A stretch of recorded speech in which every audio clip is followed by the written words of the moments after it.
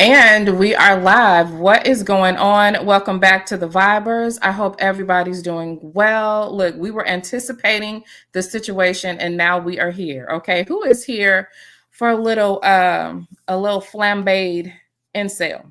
Incella. That's our new name. So I am joined with the beautiful B. Taylor and the beautiful and very vocal Flawed Villain. Okay. You guys know both of them from different platforms.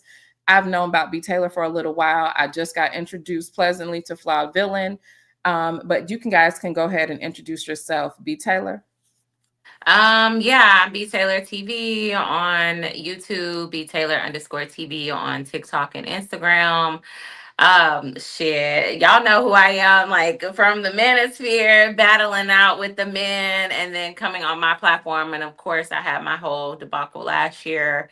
But I'm actually rebranding myself and trying to separate my platform from that because that's not how I grew my platform. I grew my platform and brand off of B Taylor and my commentary and my life lessons. I'm also a journalist as well. So I don't just do YouTube, but I'm also in media. I went to school for it, broadcast journalism. So a lot of people don't know about that because I don't mix the two because the industry is just, it's very different. So I keep them separate. Gotcha. Gotcha. And Flawed Villain, girl alive. I'm Flawed Villain. I'm a professional roaster and a professional yapper. I make content. I was a dancer. I know everything about men more than Princella. I'm a creative. I make short films. I sing. I'm an artist. I do all the things. Philosopher, everything. And Yes. she does. All right. And if you're just getting here and you're not familiar with me, you may be familiar and not realize it. If you have been using phrases like I'm drilling a dusty, and nakers are going to nake. If you've used any of those phrases, honey, this is where it came from. But we'll talk about another time why you probably don't know. But anyway, yeah, I did a lot of BWE content. For the first couple of years that I was on here, we talked a lot about politics, hidden agendas and stuff like that. I am also a professional roaster, professional bullshit interrupter. We do an eclectic sort of thing over here. We have the Vibers over here, which is my core support group, and we cover a little bit of everything. And today we're going to cover Princella's ass. So first, let's go ahead and get into like yes. Okay. Let's get into the mess. So, how did all this stuff start? One day I was just sitting down, chilling, watching on TikTok or whatever, still trying to figure it out, right? And I'm like, who is this girl? Like she was talking about Princella. And I was like, wait a minute, because it was one day Princella was in my I'm sorry, Princelle incel was in my was in my news feed, and I saw a little bit of what happened between you guys, and I was getting kind of enraged because I could see the gaslighting, right? And so I turned from it quickly because I didn't want to get pissed off. But then you came up, Flawed Villain, in my news feed, and you had made a video, and I'm like, oh, okay. You were going in, and I know I was sitting back in the man cave with my husband. I was like, this white girl is dragging the fuck out of Princella. And he was like, for real? And I was like, yeah, send it to me. So, because he with the shits. And so he was like, shit. And so the next day he reviewed some of it. I reviewed some of it, and then I reached out. I'm like, girl, we need to talk. And so here we are. So let's get started from the beginning of how you got into the mix, Flawed Villain. You're muted on YouTube in case you don't know. I was minding my business, making content. I got fired from the club. I was like, let me just really lock in with content. I started creating decenter men content just because it's the hashtag that works for what I was talking about, right? The girls were talking about men this, men that. And I was like, oh, I know everything about this. This is easy ass content for me to make. I don't have to even think about this. I could post like 30 videos a day about this. And then, here and there, I would mention a bunch of content creators here and there. I'd mention Princella. I wasn't like dick riding her, but I mentioned her a few times here and there. And then, there was a whole clan that wanted to come after me and take me off the app because I got popular real quick because I was locked in making more content than all these bitches. But so, they try to smear campaign me, cancel me, etc. And then Princella conveniently slid into my DMs. Never talked to her prior to this. She engaged in some of my videos where I did mention her, so she does watch my content, and she slid in my DMs saying, "Hey, girly, like you're getting smeared, blah blah blah. Like let's just do this live, And I told her about what was happening with this smear campaign, etc. And she was like, "Oh no, like I totally get it. Like that's happened to me before." Just acting like, she was a friend essentially. Obviously, like I don't fucking know her. She's not a friend, but she came in there real friendly. Then she cornered me on the live. Showed me that don't trust anybody on the fucking internet. And from then on, I stopped talking about other creators. I stopped talking about her. I unfollowed her that day because I peeped how fucking weird she was for even doing that live and how she completely switched up. And I know I could peep game when I see it, I see what she was doing. So I unfollowed her. I stopped talking about her. But then, yeah, I started hearing more details about her. And I was like, what the fuck? Like, it all just came together when I found out she was dating a fucking 23-year-old. And then, like, it's like my brain, like, sealed up. And everything came together about who the fuck she was. Because, she would preach one thing, this, that, and the third, age gap relationships, men are horrible, men are this. But then to me, I was like, wait, but no, that's you. So naturally, I started creating content about her. Yeah. And I want to say, like, the gaslighting, when you is the minute you get on the live, the gaslighting starts immediately. You can tell that that it was a setup and that she was not there for genuine, conversation and sisterhood and stuff like that. She was there to dominate. She was there to, because honestly, has she had successful, I don't think she's had successful collaborations with women. And I think it's because she is, she's she's the pink patriarchy in a lot of ways, even though she's not pink anymore. She's transitioned, but she she has to dominate. She has to dominate. And you can tell, like, with the slick disrespect and all that kind of stuff, but it's because she was intimidated. So I wanted to get into B. Taylor, so that we could all, like, just, kind of get into a cohesive spot with what's going on. B. Taylor had that experience with her and it shook the internet. Now, we were not surprised, even though we were not happy that it happened to you, but, we could see it a mile away. And we also saw the fallout of what happened because a lot of people are not, they're not looking at it for what it is. You can see the cult leader in Nature Boy. You can see the cult leader in Malachi Z. York. You can see the cult leader in Jim Jones. But for whatever reason, I don't know if it's because it's a virtual online space, but people are not seeing the hypocrisy. I think it's because she's a woman and they think that she could never, they're just like, no way. Like, she's trying to help us. Like, they can't disconnect from the fact that, like, what's actually happening. I mean, that's how I felt for it. Taz was actually in that live when it was happening. So Taz was like pissed because I was interviewing her when I saw her on Yanni's page. I was getting interviewed by Yanni and she hopped up and on my interview, and at first I was like, oh, okay, she sounded very intelligent when she was talking, and then she went on about men are rapists of the world and all of them are this and that. I was like, whoa, it didn't resonate with me at that time, the stuff that she was saying, because I was in my relationship and I'm like, girl, I don't know what you're talking about. This started going kind of crazy. So me and Yanni both looking like, what the hell is this lady talking about? She's coming off the rails. So I didn't resonate with her energy.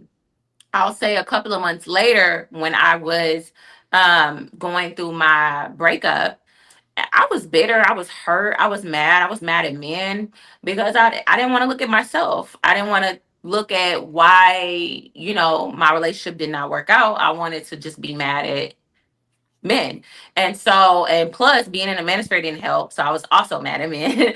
And so coming across her content, interviewing her, the stuff that she was saying, it was like I saw how triggered she made the men. And the men were like there, like, and Taz was one of them, like, I can't believe this. Like, cause she was kind of, I mean, she was making her case and it sounded good. Coming from a bitter place, it sounded good. What she was speaking, it was validating me in that experience. So that night after I spoke with her, I started thinking about all my situations and was like, well, this kind of, does sound a little like, that's where it starts. So that's how I like, Tash tried to warn and I didn't want to listen. I felt like the men were against me. Why would they be trying to warn me from somebody? Like, I felt Right. like they didn't want me to learn about my self-worth and, self-love. That's what it came off as, that she was like preaching this self-worth and self-love stuff.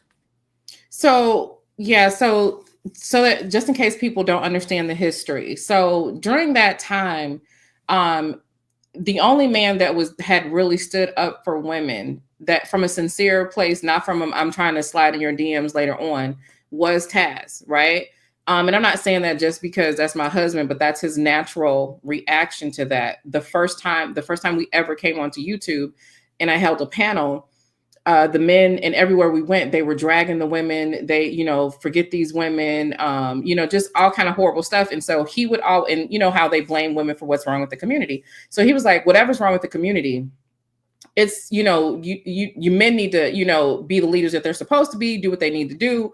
Stop blaming women. That's weak. And then it came to a point where he just like fell naturally into a defense role, especially the more he started to understand femicide and what was going on. So he was doing that content. He was doing anti-domestic violence, and the men would come around and they would want to attack the women, but they couldn't get to the women because there was Taz, and the battle was intellectual. So people would have to have the facts, the statistics and stuff like that. And they didn't like it. And plus Taz isn't very nice in his delivery with anybody, especially when it comes to certain topics. And so it would come off, and you probably felt this way, B. Taylor, when he came into the chat, he could not believe that women were going against what they normally said by embracing Princella. So coming into the space before BWE was the women were classy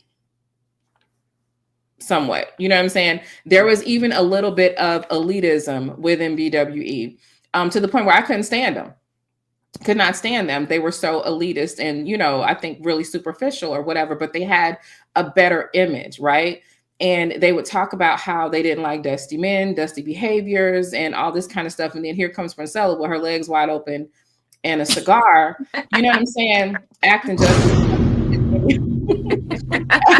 just as dusty, as any of the men. And so, she was talking that stuff and she was saying, men are incapable. That's what got on his nerves. With the men are incapable of love, because that's someone that, like he will defend at all costs, his family and stuff like that, and defended many women that he didn't have and took hits. We all know this, if what, he had to go through and what he goes through now just for defending the women. And when Princella came around, it was like, okay, she just regurgitated something that he said, has been saying for the last couple of years, and y'all are telling him to shut up. So he was like, y'all can't see this. Plus we had prior experience, right? And that's what people was not willing to pay attention to. We remember her when she was pro-Black, when she was a mammy, when she was sending out photos of herself of men, when she was dating other women's husbands, when she was, when she was basically, when she was doing what she calls herself going against now for women, when she was being her ultimate projection. Because something that Flawed Villain points out a lot that we've been saying is that she's talking about herself in everything. She's talking about herself. She was the slut. She was the unwanted one. She was the pick me. She was the one, she was all of that shit. And then all of a sudden, and I'm going to tell you what happened. I did a live one day, and because I didn't know she had came to YouTube. This was like 2022. I wasn't really, we were rocking heavy and dominating the BWE space. And so I didn't really know that she was even coming around, and she started commenting on videos. and people started coming around, not saying anything about the commentary, just they would leave a comment. You need to check out Princella the Queermaker. You need to check out the Queermaker. You need to check out the Queermaker. And I'm like, who the fuck is the Queermaker? And yeah, so like all these people are coming around and they're like leaving these random comments on my IG, and it was weird. Now we know from hearing from the ladies that she was simply having people go out and do that because, and I have the receipts of this, she did it to me. She did on, I believe, Tanya's stuff, whistleblower stuff, literally every good and hell well, this woman that was doing 6 and 8 hour live streams with Tom Savages is not sitting her black up until recently. You know, just a bunch of backlash and just people talking a bunch of shit because we told the truth. Someone said, I never encountered all the situations she's encountered with men. I learned the first time. Yeah, they said that our stream is buffering really bad. I don't know what's going on. Am I buffering? I know you're buffering a bit, like it. I'm buffering a little bit. Yeah. Okay, you know what? Let me because sometimes StreamYard's pulls really heavy. So let me. Okay, they sent us back now. Okay, cool. All right. So yeah. So this cult aspect. Oh, and then like the stuff that happened with you. I never would have thought when B. Taylor exposed what was happening that people would literally attack her for that. I couldn't believe it. I could not believe it. I could not believe that women were saying the same things to B. Taylor that men were saying, and that it wasn't okay for a man to say it, but it was okay for them to say it. That was, so how did that feel for you though? Like, what was that like? That was crazy watching women. I mean, they attacked me and Yanni. So when I came out, honestly, let me just say, like, Yanni and other people behind the scenes knew what I was going through before the official breakup. Because I was venting to them like, I don't know what to do. I messed up. This is so public.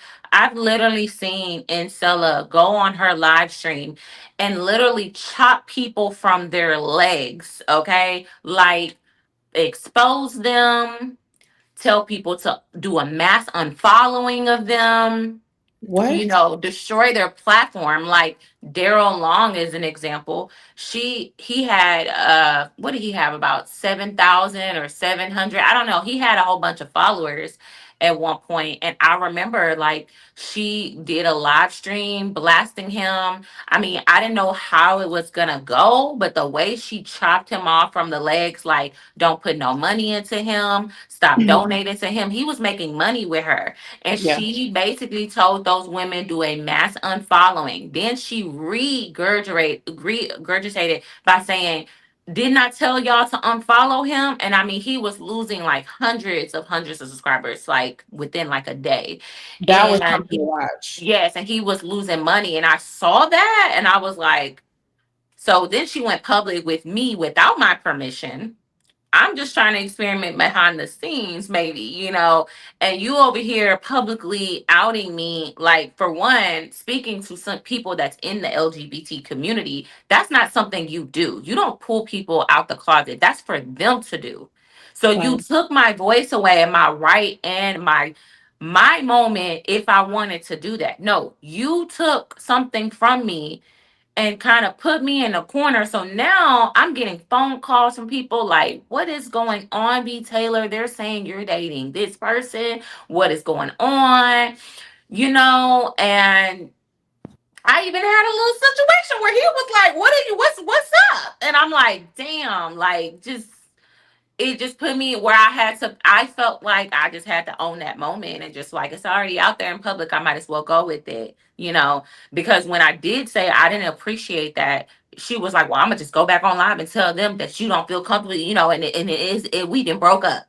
And I'm like, well, that's just gonna cause, like, that don't even, you know what I'm saying? That's just gonna cause more humiliation. like, she knew I cared at the time about my public image, which is why me coming out and making that live stream was big of me, because I cared about my public image in a way where she doesn't care. She don't have nothing to lose. I do. So at that moment, it's like that was being hovered over my head. I was scared to break up with her. I was scared to get out of that situation. She was clingy as hell. I couldn't really, I felt trapped. And so, yeah, when conflict arises, like a lot of people are like, oh my God, why is she talking about women like this? She was talking about women like this behind the scenes. Most of our arguments was because she was saying some wild ish about women. And I'm like, that's not right. We got into a whole argument about deletions. And that's when she was like, I've had 7 deletions, you know? And I'm like, no, like that's psychologically gonna mess you up. And you should encourage women to keep going through that process. And she's like, babies have no soul and da da da, like, just all types of crazy What the stuff. fuck? You right, where What? we yeah, she said babies do Hold, not have souls. hold on, baby. Explain that. What, like, She's she really, like, what, I mean, what was her explanation? I'm sorry, you can't explain that, but like, right. I mean, no, we got an argument about that, and she started talking about the orca whales. And I have 2 sons, so we got an argument about how she was telling me my sons don't love me and that they're draining me and that I need to get rid of them Oh to my their god. dads when they're 13, and just like, oh, it would if all boys are capable of doing these things. So I'm like, are my sons safe around her? Because like, so we got into, I'm thinking I can change her perspective or give her a perspective from a mother. And my perspective, my life lived experience, I'm thinking I can, she's a woman, she's saying women learn and you can teach women things, but she does not want to be taught nothing. She thinks she is the literally the messiah and she's better than everybody around her. She will never listen to advice from anybody unless it's a man, to be honest. If it's a woman that's giving her advice, she don't feel like you could tell her anything at all. She doesn't take you serious. So a lot of and then I also didn't like how she was talking to me. She would just snap, get irritated very quickly. I would say something, she would just yell it like, what? Like just mean, just mean. And I'm not used to being talked to like that. So my feelings would get hurt for sure. And she was just like, you're just sensitive. You're just sensitive. And I'm like, okay, maybe I am sensitive. Then we got in arguments about her cleanliness. and can I She's say very, that one? Can I say one thing? It's, if a person is sensitive, that's just who they are. that's just There's who they nothing are. wrong like that. That's not an indictment on your character if you are sensitive. So Right. someone being sensitive, that's not an excuse to shit on them, especially with, in a relationship. And there are, times in relationships where one person is more dominant than the other or more prominent or whatever. But if the people are healthy, no one is going to, no one should be usurping that moment of dominance or whatever. And I think that that's what I was sensing that she was doing with you, especially after you told it. Well, she's sensitive too. She just masks it better. I'm sensitive Mm. and I let people know. Like Oh, I'm she's real emotional. sensitive. No, she's Yeah. she's more sensitive than I am. She just reacts in anger. I react in like, oh my God, my feelings are hurt. I'm gonna cry. Like I'm like that. She reacts in like anger. She's very impulsive. So we got into it with many things. So when I was so like the fact, this is what confuses me. Women try to weaponize. She broke up with you. You're just mad. So whoever breaks up with who first is the what? The winner, the person that got the upper hand. Is that a manipulation tactic or what? That's a Yeah. manipulation It tactic. is. It is. Like It is. I gotta leave you before you leave me. So I feel like I have the upper hand. So when I come out with my story, I can easily discredit you by saying, well, I left you. You did not leave me alone. The thing is, I have evidence and I have a file on my computer of all her fucking lies because I was waiting for her ass to sue me because I'm like, bitch, I'm ready. Sue me.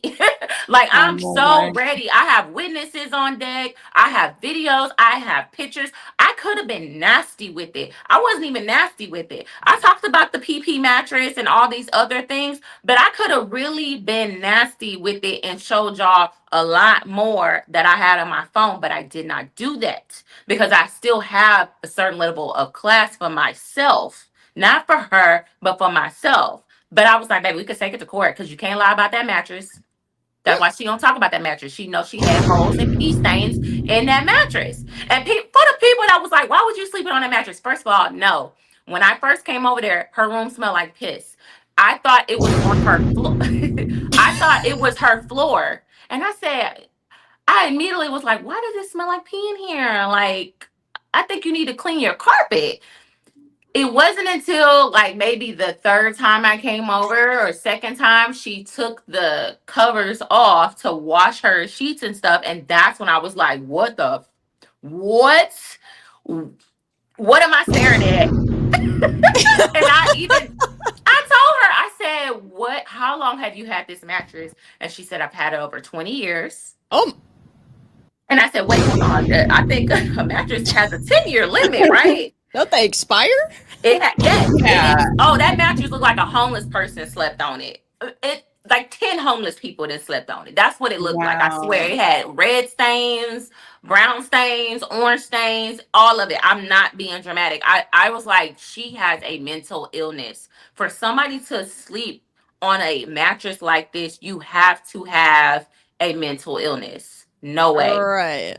But you know what? That's on brand for people like her, because just even thinking about her, like, I can never say that I know her personally, right? It's definitely an online space or whatever, but you can like see through that. You can literally tell, that she's completely opposite of everything that she said. Baby, you didn't have to tell me. Yeah. She's not a queenmaker. No. She doesn't even live like it. She don't take care of her hygiene. She doesn't take baths like that. Like, I'm telling you, like, the stuff that I held back, like, she lived, I don't even want to say she lived like a man, because I've never been with a man that is not that clean like that.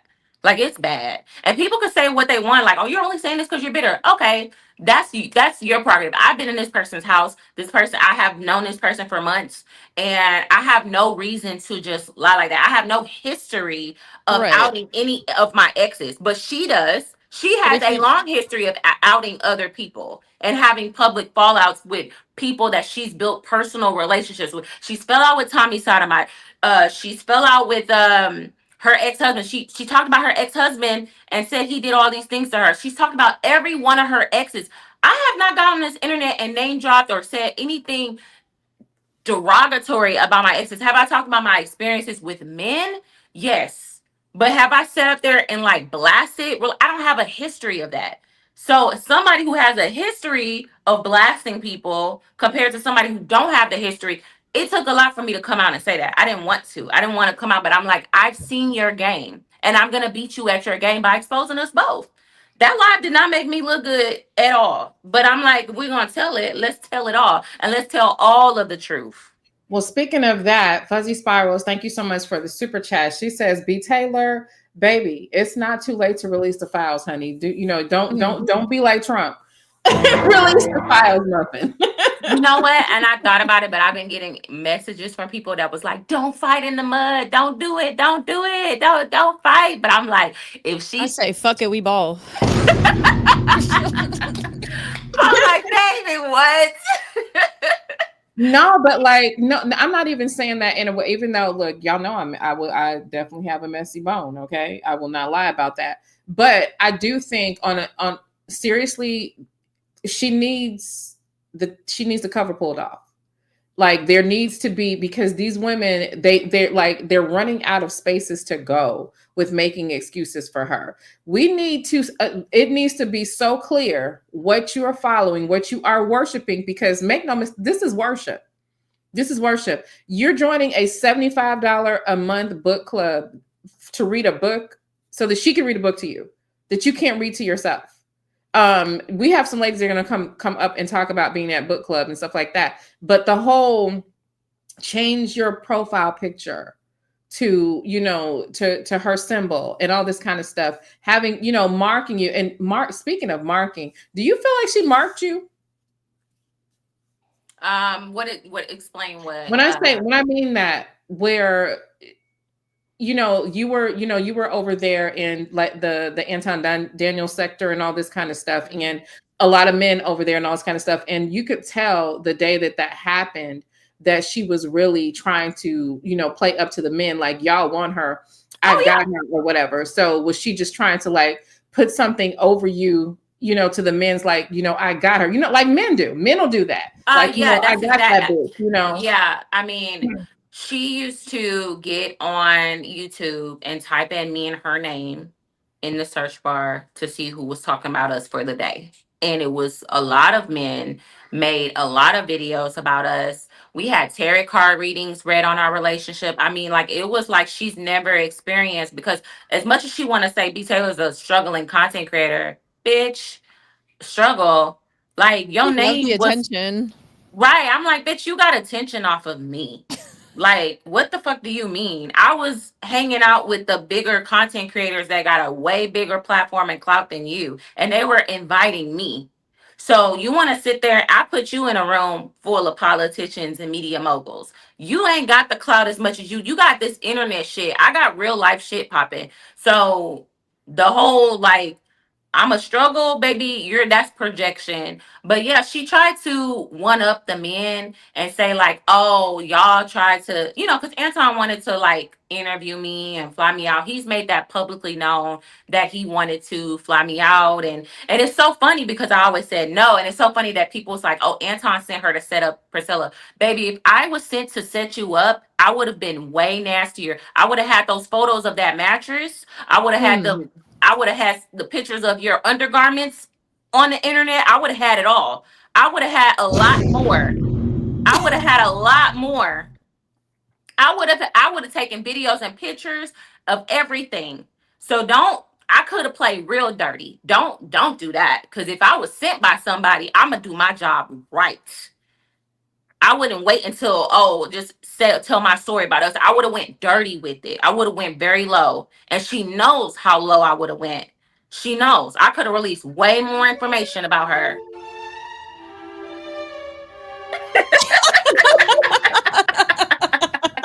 I swear, like, girl. I'm just saying. So Anton and them, I will say a lot of the men were disappointed in me because they're like, you're being used.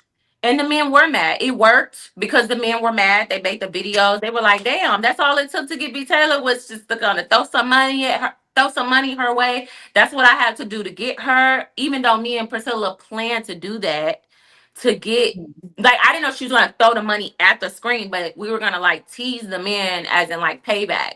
It was all for show. It wasn't supposed to be a real thing. And so after, I felt like she tried to mark me and was like, none of the men are going to trust you because you're known for exposing. No, baby, that doesn't work. That doesn't work for women like me. I'm sorry. The men are still there. I just choose to not go on their platform anymore. I've been invited to those same platforms. I just choose not to go. So you didn't mark me, but you tried to have a one up.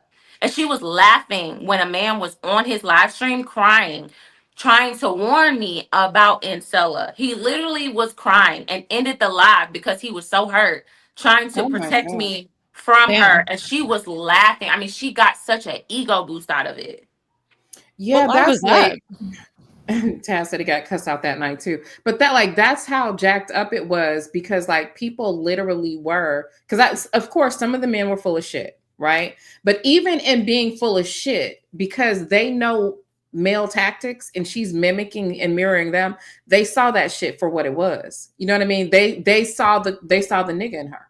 You know what I mean? So and I think that she knows it, because I don't think that she's unaware at all of what she's doing.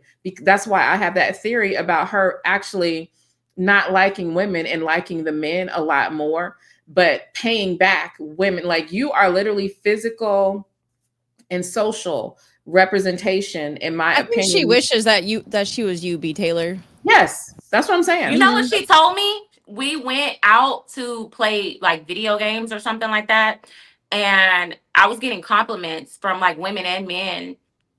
And the woman was like, oh my God, you're so beautiful. She didn't say anything to Priscilla, so it was kind of awkward. Because it's like, and the lady kind of like, it was just this awkward moment. And the girl and Priscilla kept staring at her, like waiting for her to say something to her. And the girl was like, oh, I like your hat. Like it was like she was forced to kind of give her a compliment because she kept staring like you're going to say something to me. And after that, Ancella turned to me and said, if I would have met you a few years ago, I wouldn't like you and I would be jealous of you. And if I haven't done the work on myself, but because I've done the work on myself, I can be around somebody like you and not feel insecure. That's what she told me. Right.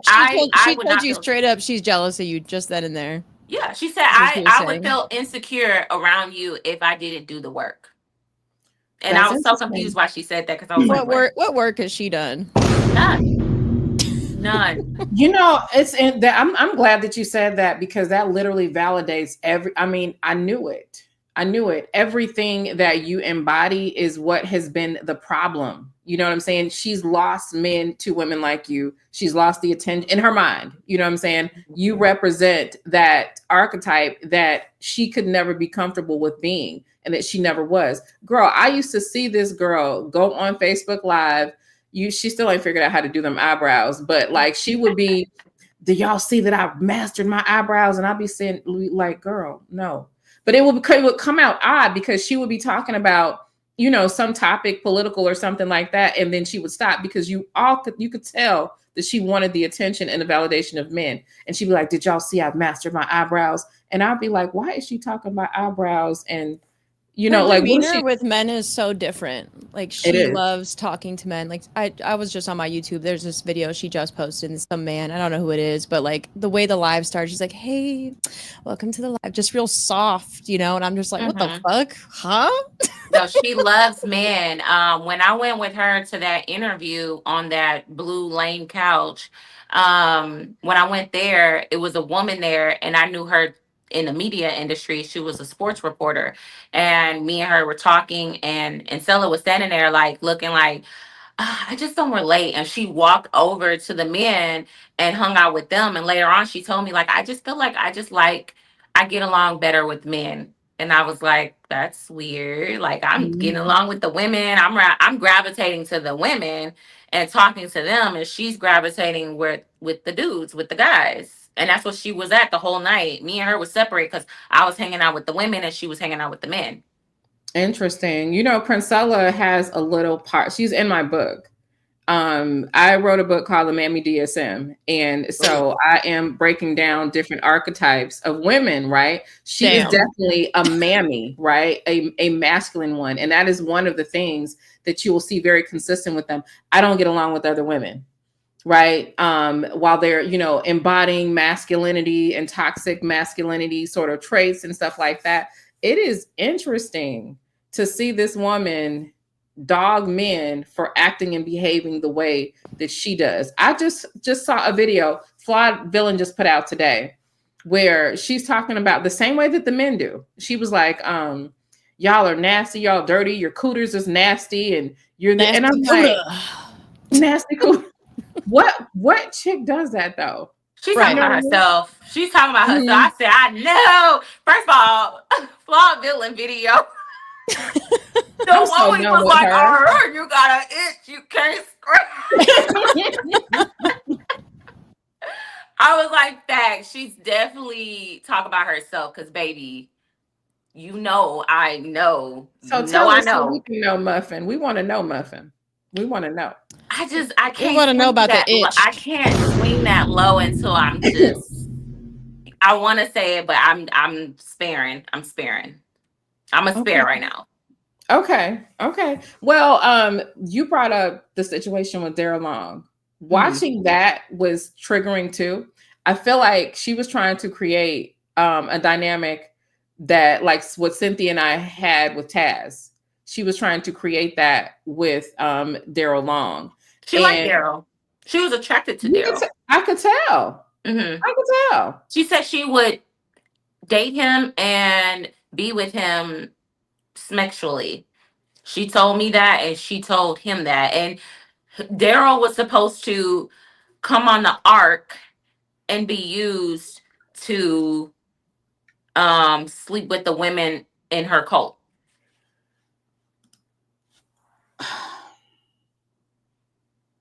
And the women were kind of like, a lot of women were excited about it. That's why they gravitated towards him, because they were like, yay, we get to get some eggplant that she approved. Okay, so like the cult leader. I thought she had a little thing for her, but I didn't. I mean, for him, but I No, didn't he did know. not like her like that. Daryl actually reached out to me and said, I'm only rocking with her because of you. And I don't know why he messaged me that. I made the mistake of when he sent that, she was right next to me. And I was like, because I said, oh, Daryl just messaged me. And when I read it, I was like, oh. And I was like, oh, Daryl just basically said, like, he basically had my back, and he's in it with me. He's only here because he's like, he has my back because he's knew me before her. She was so pissed that he said that, because I think it triggered that she's unpicked. Like, Yeah. he's there for me. He's only supporting her because of me, and he's benefiting monetarily, but he's really genuinely got my back in a way. But he made money with her, so Wow. he's gonna have some type of, The way she discarded him was so dusty, though. It was really bad, because it is a business at the end of the day, right? And to shit on somebody's business the way that she did, knowing that all of his financial support was going to be gone, and knowing that she was in control of that is diabolical. yeah. She's like, I have to cut him. She said she physically wanted to cut him at the legs, and she was actually mad at. Oh my god, I can't think of her name, but she was still supporting Daryl, and she was mad at her, and she was actually still taking her money, even though she was no longer a part of her new book club. She was still charging her card, and the lady makes a lot of money, but she confronted Ancella and said, hey, why are you charging my card every month for this book club, and I'm not in the book club anymore. I have not attended the book club.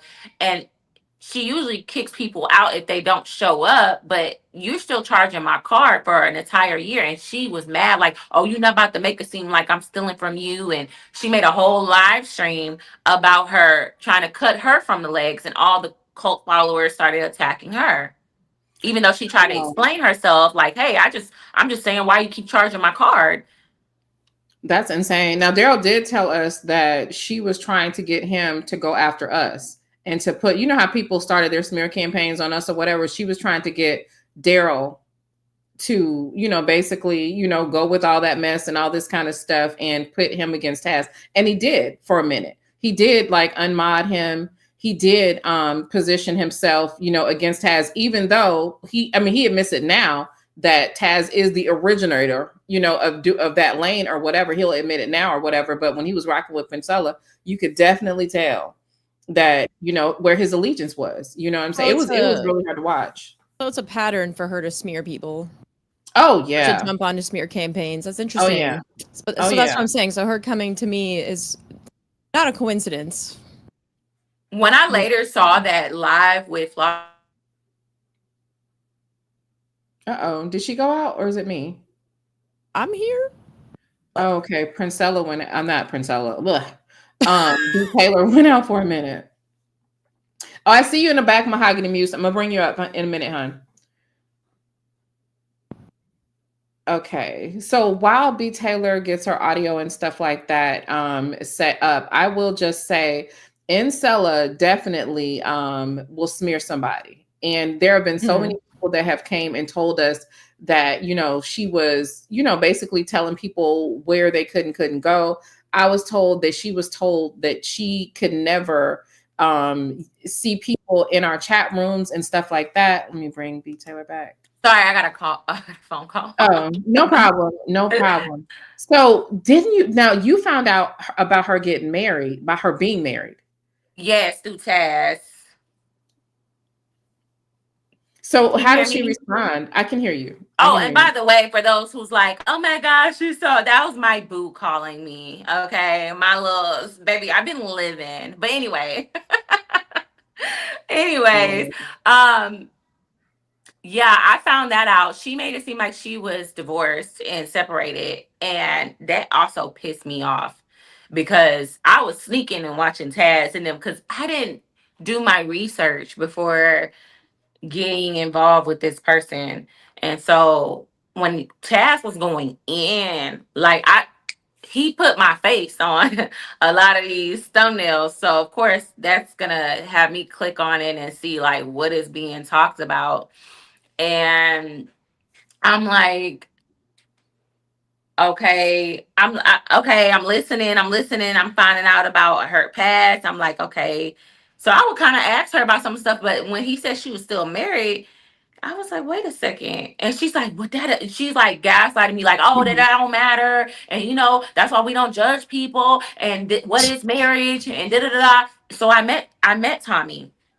She bought me to meet him in person because Well, huh? now you got to give us a warning shot before you go drop some shit like that. She What? took you to Y'all meet didn't know Tommy. I met Tommy? I met him face to face and had an hour-long conversation with him. And this was facilitated through her. I didn't care. I thought it was weird to meet him. But this is when actually we were on our way, rushing, quote unquote, to this trip. I met him actually 3 times, but the first time I really got to sit down and talk to him.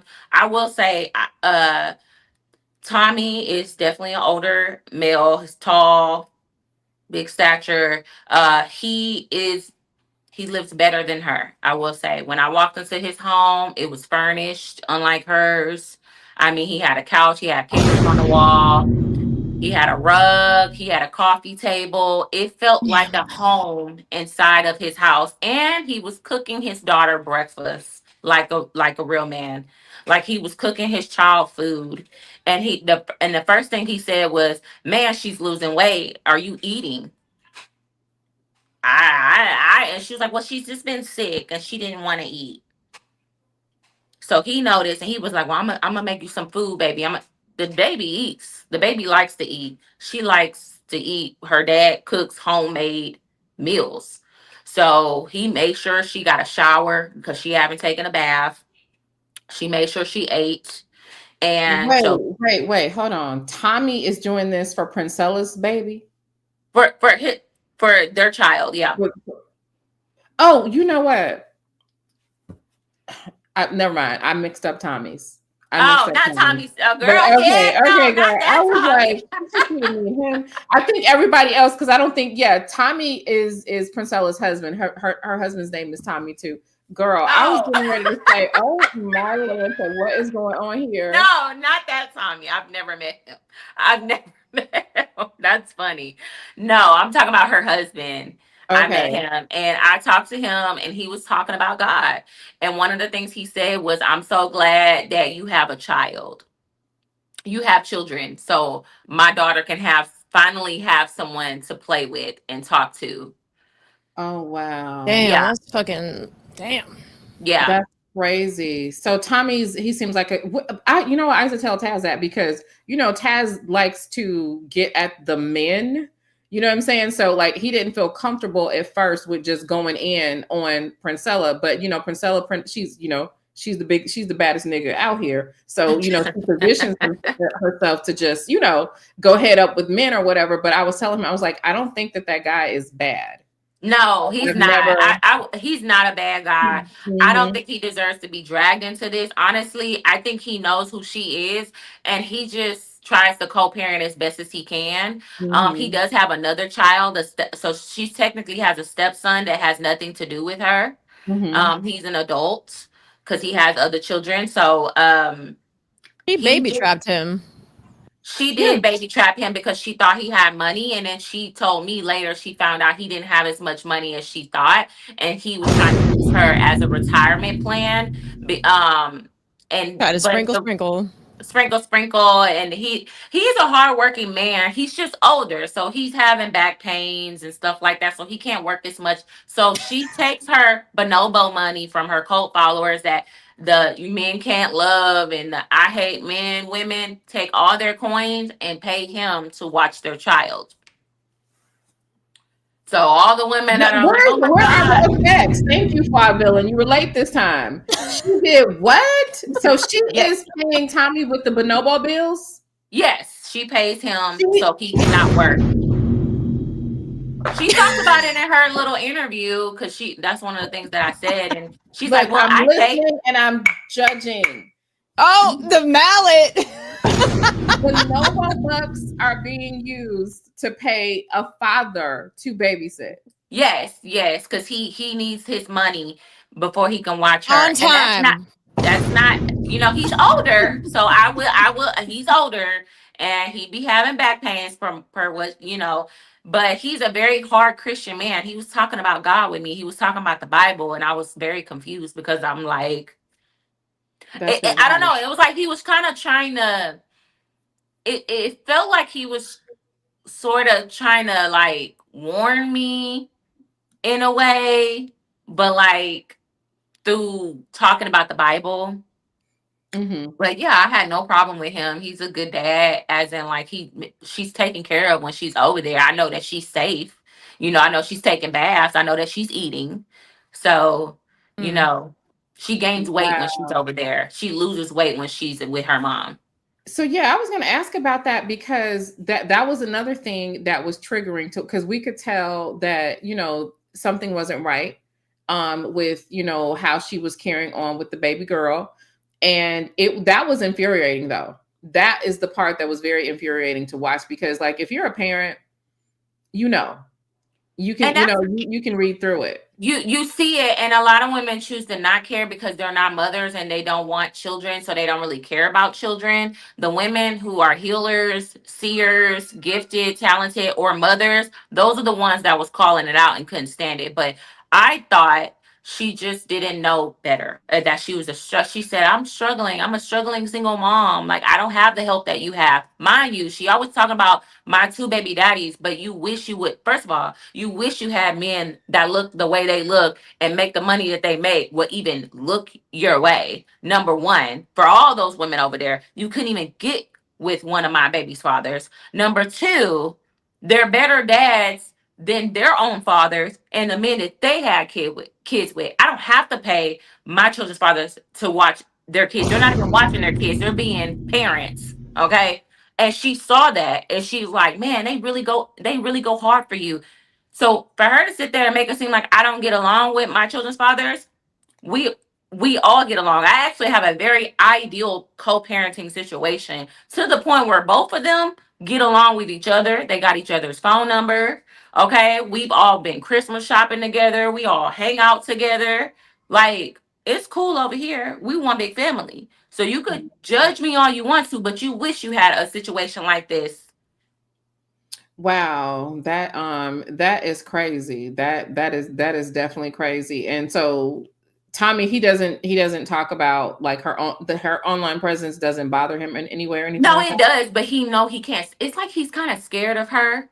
Mm. Like a lot of the men, because they know she's off. And she even said it, like the moment that I feel like he may touch her because he's a man, she's waiting on any evidence against him to take his daughter away from him. So he knows that he has to, for Oh him my to see his God. daughter, he has to play right. So again, like how she was saying just a few days ago, I actually screen recorded her talking about how treacherous and low down and dirty and manipulative women are. Hmm. So here you have a father that will bathe, feed, and participate with his child, and you want to use the child as a weapon. Yeah. Yeah, because she's like, I know he's a man. So the moment that, I think he's looking at her any type of way, he'll never see her again. So Wow. she's projecting her own, trauma on. I'm like, he Mhm. shows up better than you as a parent, but okay. And one more question before we move on and before we introduce some of the other ladies. You had made a statement, I believe, when that situation happened about something about her making a like a doomsday scenario on Hmm. like what she would have to do. Could you refresh us with that? Because that was very concerning for me. Well, and it's so crazy because the second brainwashed girlfriend or whatever came out in defense, it's so weird. She has her hand on all of her exes, for by the way, like the girls. The first one she still talks to, the second one she still talks to. She just, I don't know. It's weird. And I'm the only one that got away. Like, don't want to have nothing to do with you. But she came out and basically tried to excuse it and say, well, you just be talking about what if scenarios. If all men came and started raping women, of course I would take me and my child out. That wasn't the scenario, what she said. She said the moment that the men go rogue or war breaks out or the world starts ending or the gender war starts, she said that she had she is a, how can I say this? Because I know TikTok is, um, she owns a pew pew. I've seen it. She has it in her closet. And she said the moment that she will need it, she will take out not only herself, but she would take out her child first and then take herself out. And see, the problem with that is, and I don't care what nobody says, I'm standing on this and I'm saying this, that girl is in psychosis right now. So the moment she gets it in her head that this is But happening. yeah, that's what I was scared about. Because I told her, Mhm. I told her straight up, I said, first of all, I said, the moment you feel like that is happening, you could take yourself and call me. I'll come get her. I'll come get her. Because all those women do not care about that little girl. I was the one that was taking care of her. I was the one that was loving on her. I bought her books, coloring books. I bought her paintings. I bought her dolls. She didn't have toys. I bought her a doll house. I bought her princess dresses. I spent money and invested because I loved her, not because I was trying to impress this person that was, I looked at her like one of my kids. I love being a mother. Therefore, I'm gonna look at all the children like they my kids. If you're in my presence and I'm teaching her things, I'm teaching her how to eat right. I'm teaching her things her mother should have taught her.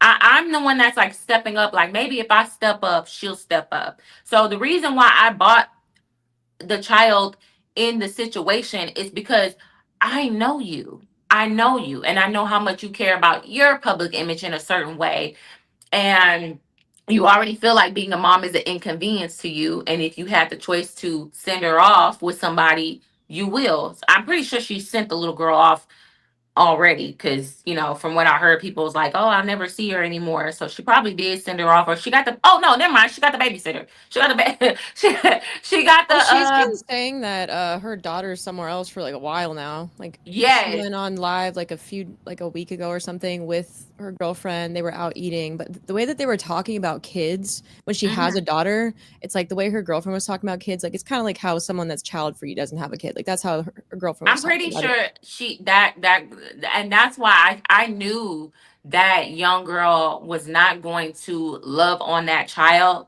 because she's not a mother. So, and she doesn't aspire that, and she looks down on that. Yeah. Therefore, if the mother is looking at the child as an inconvenience, and the way that Incella described her child to me, like, oh, she's selfish, she's this, she's that, she's sensitive, she's just so bad, she's this, she's that, she's too much. She explained it like the child was a troubled child. The baby just wanted attention. The baby just wanted attention. I got her child into school, got her tested for autism. She was, from what I know, she was getting that done. I don't know if she stopped, but I just wanted all the progress that I worked on to stay around. Because I even said after we, broke up, I said I still want to be in this little girl's life because I felt like she needed. I don't have a daughter, so I wanted a daughter. So I'm like, I'm gonna take her on as one of mine, and that's how I looked at her. So that was the biggest thing for me, and why I was crying so much. It was because of the little girl. It wasn't because a lot of people are like, oh, you're so heartbroken over. No, I was heartbroken over building a bond with such a beautiful soul. That's what I was heartbroken over. I was upset that the dynamic just went so haywire where I cannot turn back to this, and it's going to have to, this door is going to permanently close, which means I'm going to have to permanently close the door on an innocent child. And the child loved me. The child would always ask for me. She wanted to come over. I would do her makeup. Like, I mean, I had a real bond with this child. I know she's not getting that with that girl, and that has nothing to do with that girl. That's not her responsibility. But I'm a mother, and I built a bond with this child. Therefore, that meant something to me. So when people say, "Oh my God, you're being so evil, bringing up the child," no, I looked at that baby like that was one of my little ones. Well, And yeah, and when you're we're, picking a partner, you also want them to like probably like kids, even if they don't have kids. Like you want them to still like kids, because like yeah, you have a young child, like they're supposed to be involved. Like I don't have kids, but I also understand that if I dated somebody and they had kids and I don't really want to be a stepmom, then I wouldn't date them, because Right. I yeah. can't be that for you. And that's why they Right. sent her off because Ancella said she didn't want her, and she would have got one, but she just had a deletion, so she couldn't get another one, and all these other things. So she never aspired to be. She felt like, she told me, we got in an argument. I told her how she needed to step up more to be a mom, and that blew up into a big argument. I mean, she was yelling, was like, "You want me to give up on the message just to be a mother?" And I was like, "What? I'm so confused. Like, what do you mean give up your purpose and message to be a mom?" Like, Right. Your purpose is to be a Wow. mom once you have a child. That yeah, is That away. crazy. And I don't like the way that people like try to like weaponize the fact that we're aware that something is going on with the baby. Of course, no one can make a diagnosis because I we have just have evidence, I have proof, I have text messages that she has been diagnosed. That is a part of my evidence. Well, see, we kind of knew that something Taz used to work with. That's what he did, and that's another reason why it was really triggering for him watching. He had just commented when she was smoking weed in front of the baby, and the behaviors online, how she would act. She would literally act like the girl was an inconvenience. She did. You could tell that she did not want that little girl around. You could tell, and I remember because my granddaughter was born just not too far apart from Princella's daughter, right? So I knew that they were the same age. And I remember Taz was like, I think that this baby needs to be tested. He says, because I'm pretty sure, that, she may be on the spectrum. But even in saying that, when people, he's not saying it from, a bad place. We're just seeing what's obvious and making the comparisons cognitively from our granddaughter to her. And I was like, well, dang, you're right. They are the same age and like worlds apart. And one thing that really sent us over the edge was the time she had to go to the bathroom. So she didn't know how to really ask to go to the bathroom. And she just grabbed her crotch. And if that age yes, she did it on a live stream. She did it on a live stream.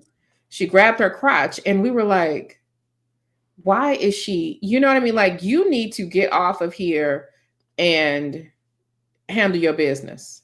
You need to have that right there. That was The a lot. little girl is so smart, and I'll advocate. She's so intelligent. I think that all she needed was just a little bit more help. But because she was going so long about being neglected and not intervention wasn't she didn't get her early intervention is why it was so Yeah. obvious. I'm pretty sure if she would have got early intervention, it wouldn't be like this. The little girl is very intelligent, very like I was able to teach her things and she caught on to it. But you And have she's to do it cute as with she can patience and be. love. Mm-hmm. Well, Cute those little early girl. stages are like the most important. If you're too busy on social media doing whatever the fuck you're doing, streaming for 5, 6 fucking hours, you're not Yes. raising a I kid. had her on a bedtime, by the way, because when I met her, I noticed that and Stella would stay on live all day and it would be quiet sometime because the child was sleeping during the day and be up from midnight to 6 a.m. In the morning. And while Ancella is sleeping in her bed, the little girl is up making herself ramen noodles, making popcorn, making No, oatmeal at no. 6 years old. 5 or 6 years old, she's making food on her own and watching TV on a little table. And the TV, those like little foldable like tables that kids sit at. She Mm-hmm. was sitting at a folded table like that with the TV sitting on top of the folded table in a chair, and that was her entertainment. I can't. I can't. Well, I want to take a time. Thank you for that. And we definitely are not done, but I definitely want to introduce two more experiences with Encella.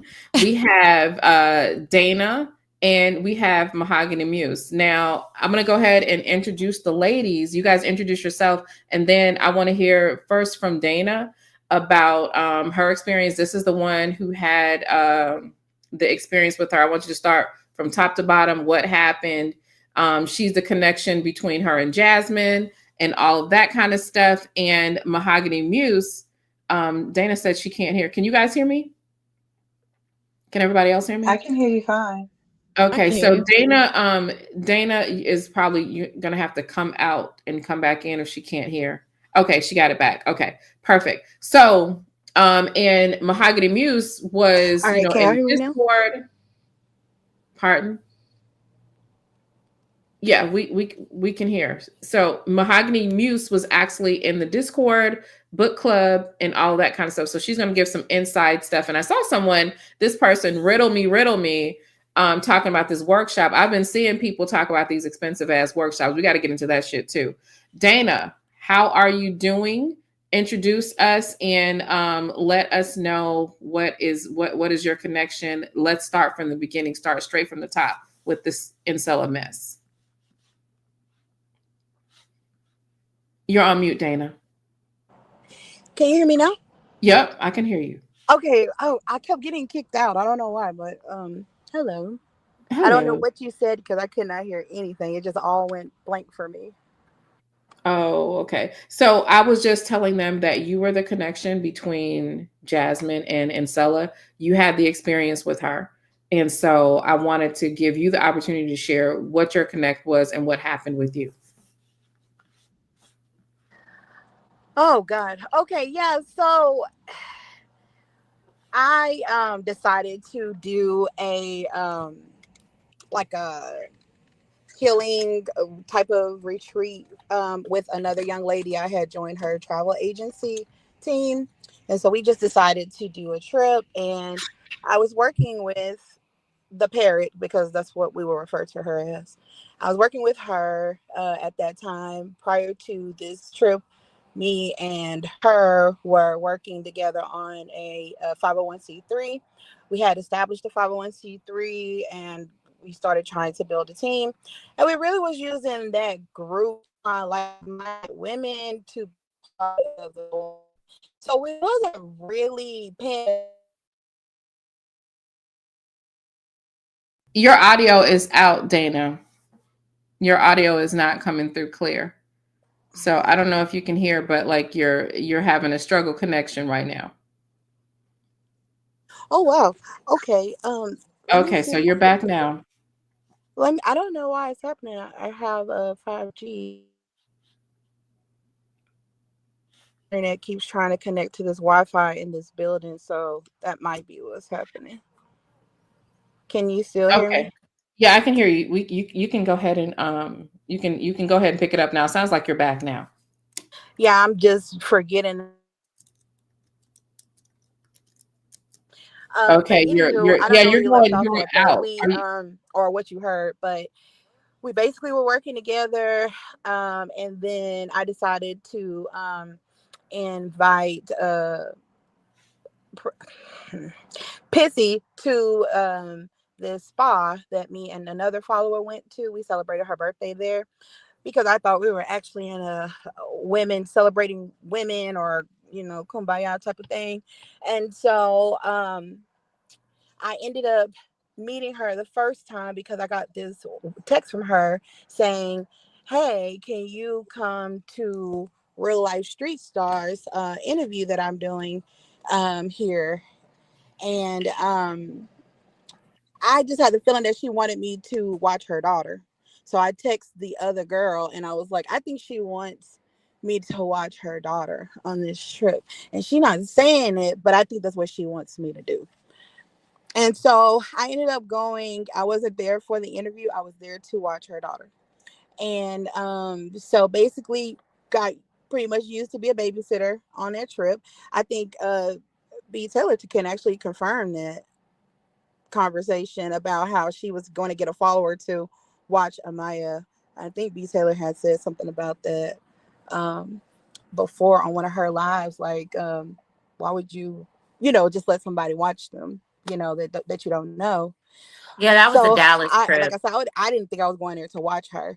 So, I mean, I knew that I was going to be going there to watch her, but I'm technically going to the interview.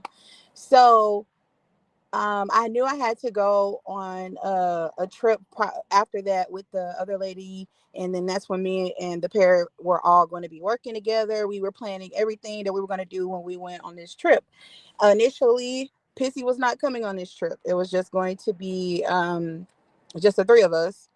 And so we decided maybe to invite her because we wanted to see if she was interested in being on the board. Again, not paying attention to what's going on. We saw her going to go get B. Taylor from the Manosphere, and we all said that it was not a good look at what she was doing. But again, we were building this 501c3, so we wasn't paying attention. There were a lot of things that happened that I didn't know that happened with B. Taylor, while this stuff was going on. When I met her in Dallas, I asked her if she was like still with B. Taylor, and I'm only bringing this up because of the relationship that she's in now. And she was like, "Yeah, we're still together." And this was April, and I do remember B. Taylor dropping those receipts because she was trying to say she wasn't with her. And so we went on this trip, planned it out, me, the parrot, and the other lady. And I ended up being alone with Princella on this trip, going to Hot Springs, and she was asleep the whole time, and her daughter was too. So it wasn't like there was really any interaction. So we fast forward to go pick up Jasmine because she's getting picked up in Little Rock on the way to Hot Springs, and then we're going to spend the night in Little Rock, and all together, to be, get acquainted with each other and try out her manipulation game, because she has a game to teach women on how to manipulate. So when we pick up Parrot from the airport, and then we get to the room, her daughter is coming like out the room, and we're like, "Where's her mom?" And I'm only mentioning this because just corroborating what B. Taylor said. She just, I don't know, like she just don't be watching her child. So And the baby was just walking around, baby and just walked out the hotel room, and me and Parrot in the car, passing the trees. And but she's so concerned. She's so concerned about random men doing acts of violence. She's literally got her audience thinking, as soon as you step outside, some man is going to harm you, but yet you're not watching your daughter. And she literally was like walking up the stairs. Luckily, we could see inside because we were outside, and so we were like, "Is that her walking up the?" So we go get her, and she takes her back in there, and I was like, "What was she doing?" She was like, "She's laying down." I was like, "Okay." So then she comes out. Pissy comes out, and she gets in the car with me. And just out of the blue, she was like, I like her. She, she's really cool. Do you think she'll let me, yitty smack?" And I was like, let what? I call it yitty smack. She want to smack on some yitties. Versus, I don't know what to say on YouTube, but yeah. You can say what it is. Oh, okay. She was like, I wonder if she let me suck on the titties. And I was like time froze for me. That's so this is her objectifying Jasmine on site, like she says men do. Right. Correct. Okay. Right. Are you listening, Flawed Villain? Yep, I'm listening. Mm-hmm. Continue, baby. So I like, the time really froze for me because I really didn't know what to do. I didn't even know what to think. And I was like, I just kind of like saw everything crashing down for us.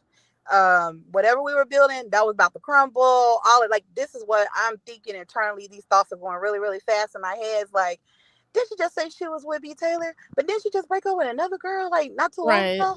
And now you're about to try to mess with this girl right here. And I was like, bro, all of these the thoughts women's empowerment coach is a hoe.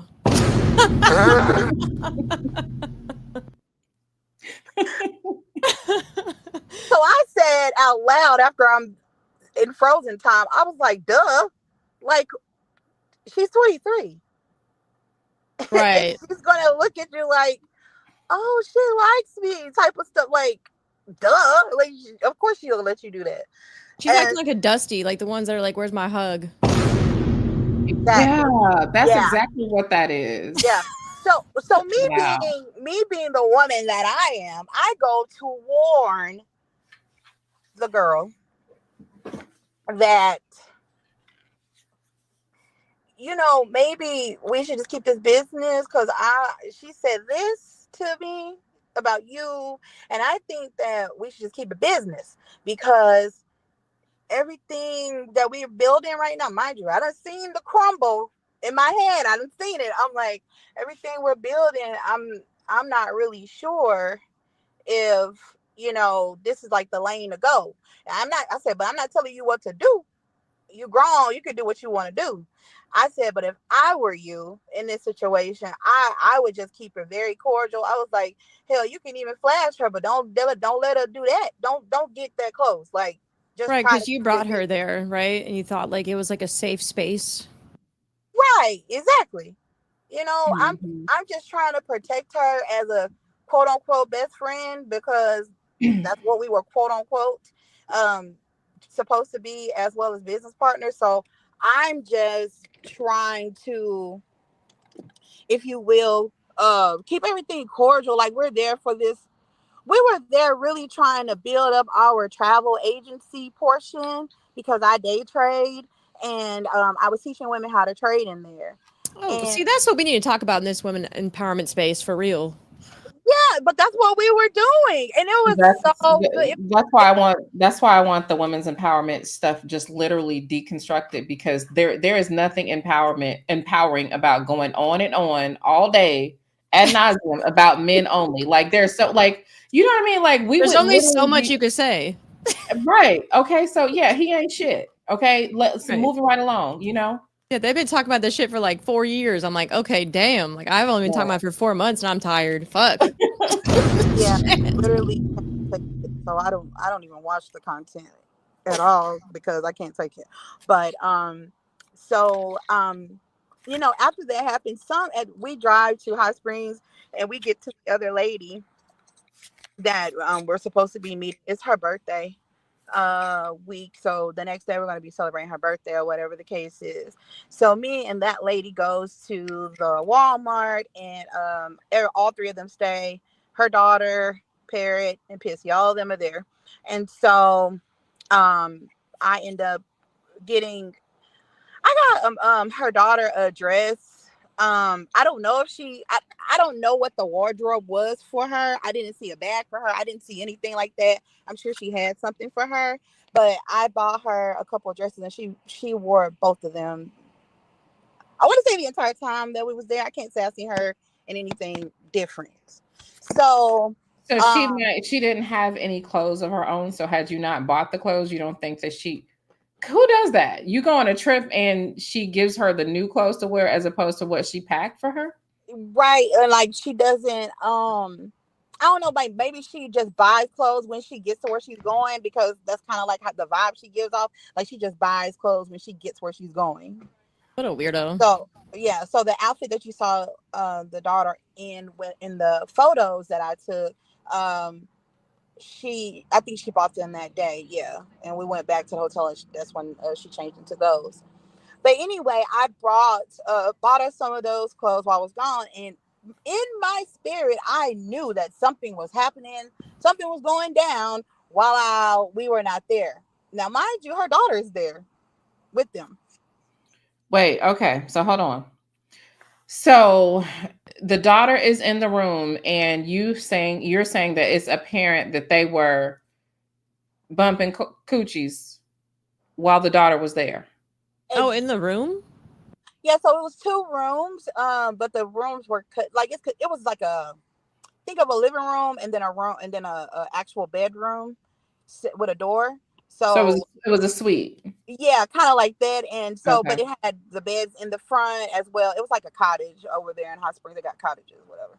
So yeah, it was all within the same thing. So she could have been in another room while it was happening, or she could have been right there, because when it happened that night, she was in the bed with him. Princella was trying to have a freak off. That part.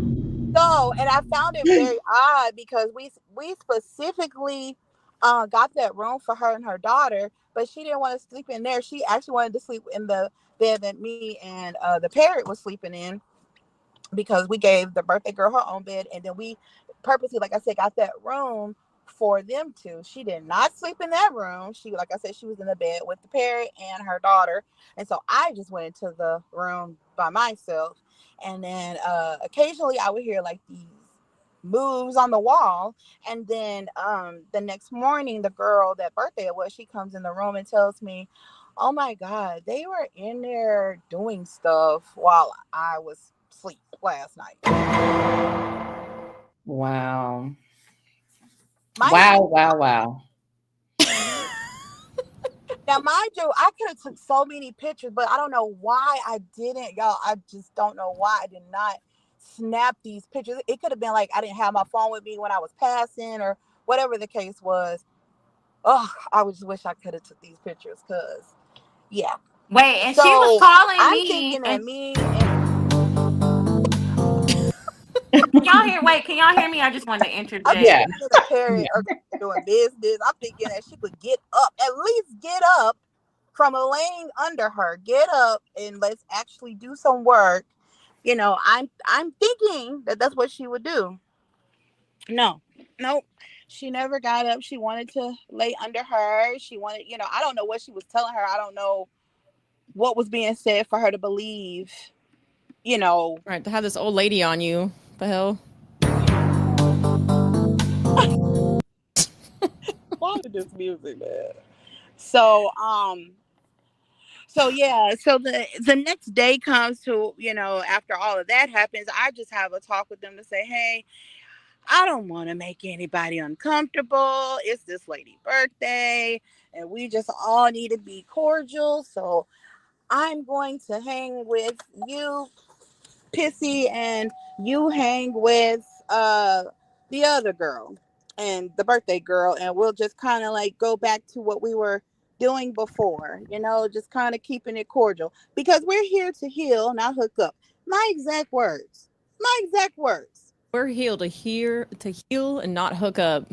Yes, that's a Right. shirt. That's a t-shirt. I was gonna say that is a t-shirt for a new retreat.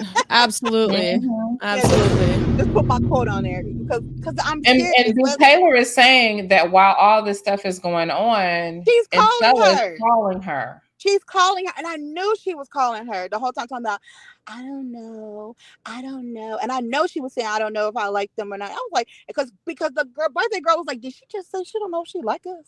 Like, she Yeah, stopped she me and called said me. that. Yeah, she called me and was like, I don't know, like making it seem like she was in danger or something. Like I was concerned because she was like, I don't know. I don't know. I just don't think I get along with people. She just kept calling me. It was weird. She just kept calling me throughout this whole trip. But meanwhile, doing all of this stuff with that little girl. But do you know how insanely male that is? Like every time have you ever talked to your girlfriends, and when the dude is out there doing the do, he will call and check in because, I don't know, nervous or what, like that whole acting like I'm not doing something while I'm doing something. Why is she calling B. Taylor? She called me after the trip too. And when she finally admitted that she was with Jasmine, she told me not to go anywhere. She just wanted to try out to see if it would work. But me and her were still gonna be hanging out with each other and all this other stuff. It was weird. Yeah, she was really Yeah. trying to have her cake and eat it too, for real.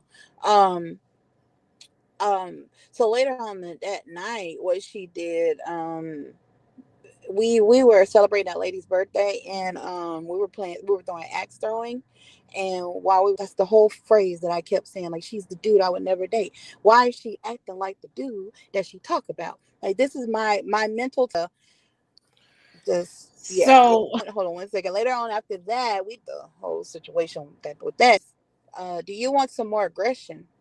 And I was like, what are you talking about?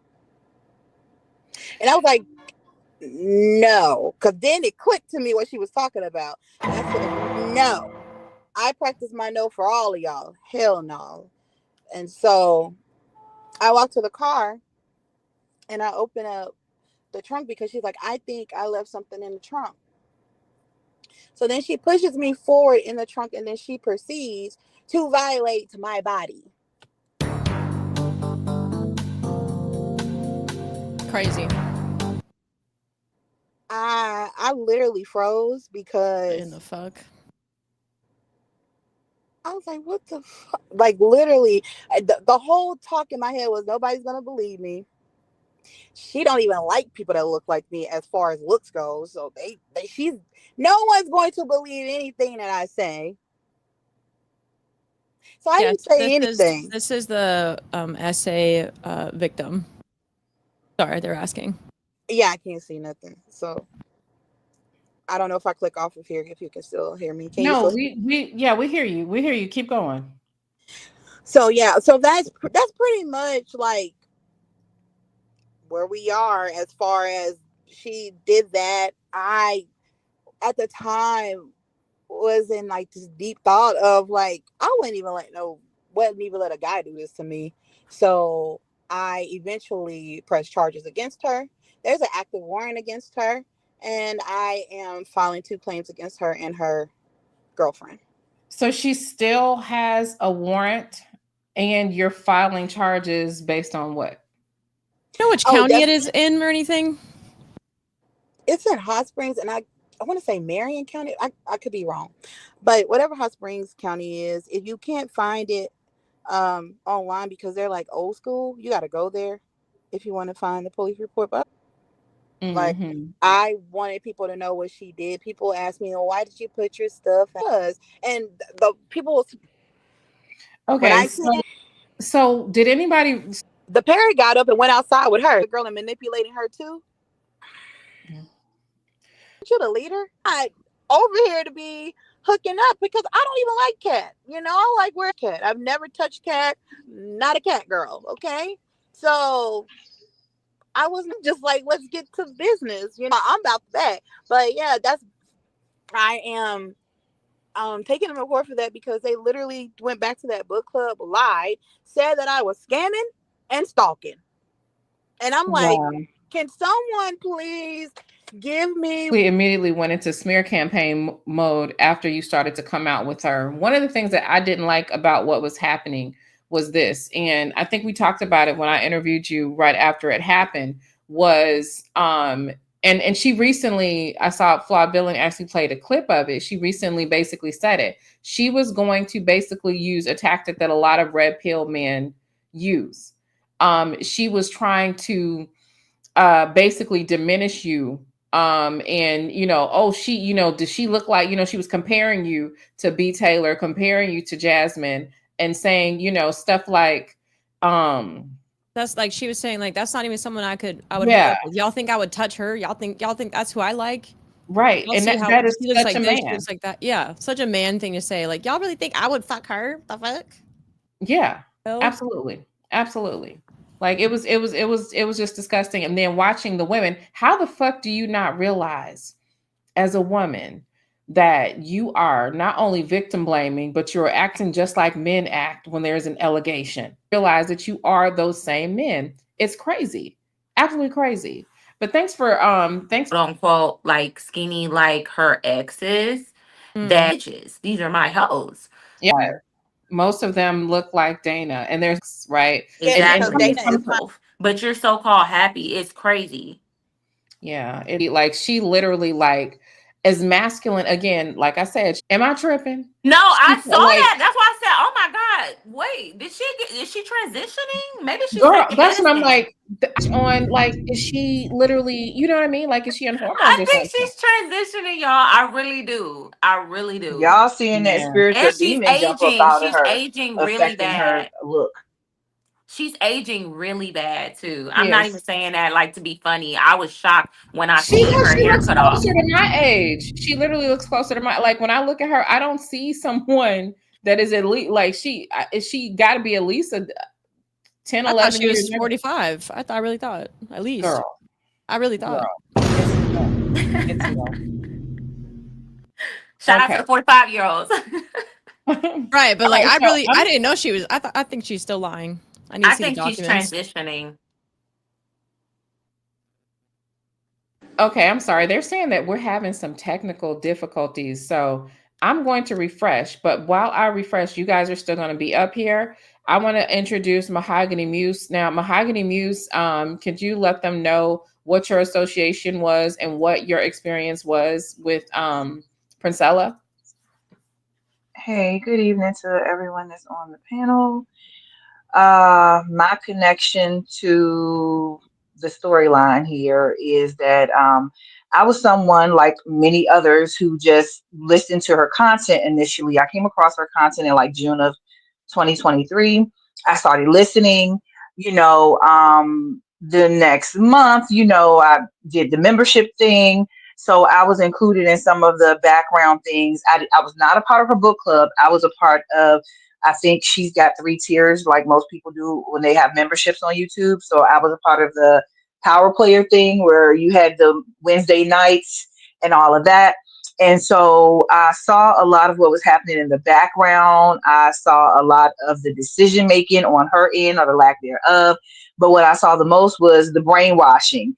Um, Based on her dialogue that everyone is already aware of, she tends to have a tone of trying to isolate women, right? Making them be upset and focused on their anger at men. And the thing that turned me off was like, okay, you can talk all of this stuff about men, but where's the self-reflexive point? Where's the self-mastery? Where are women going to be focused on doing the work that they need to do on themselves, right?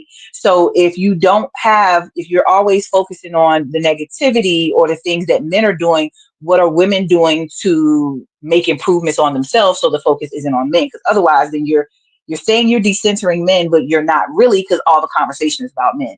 So as I was watching this, I saw that a lot of the women who were within the group, um, they isolated themselves and they talked about it.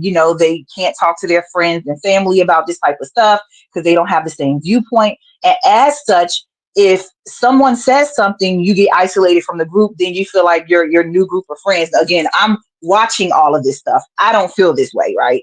I initially joined just to do some deeper research on her because I thought her talking points were rather interesting, right?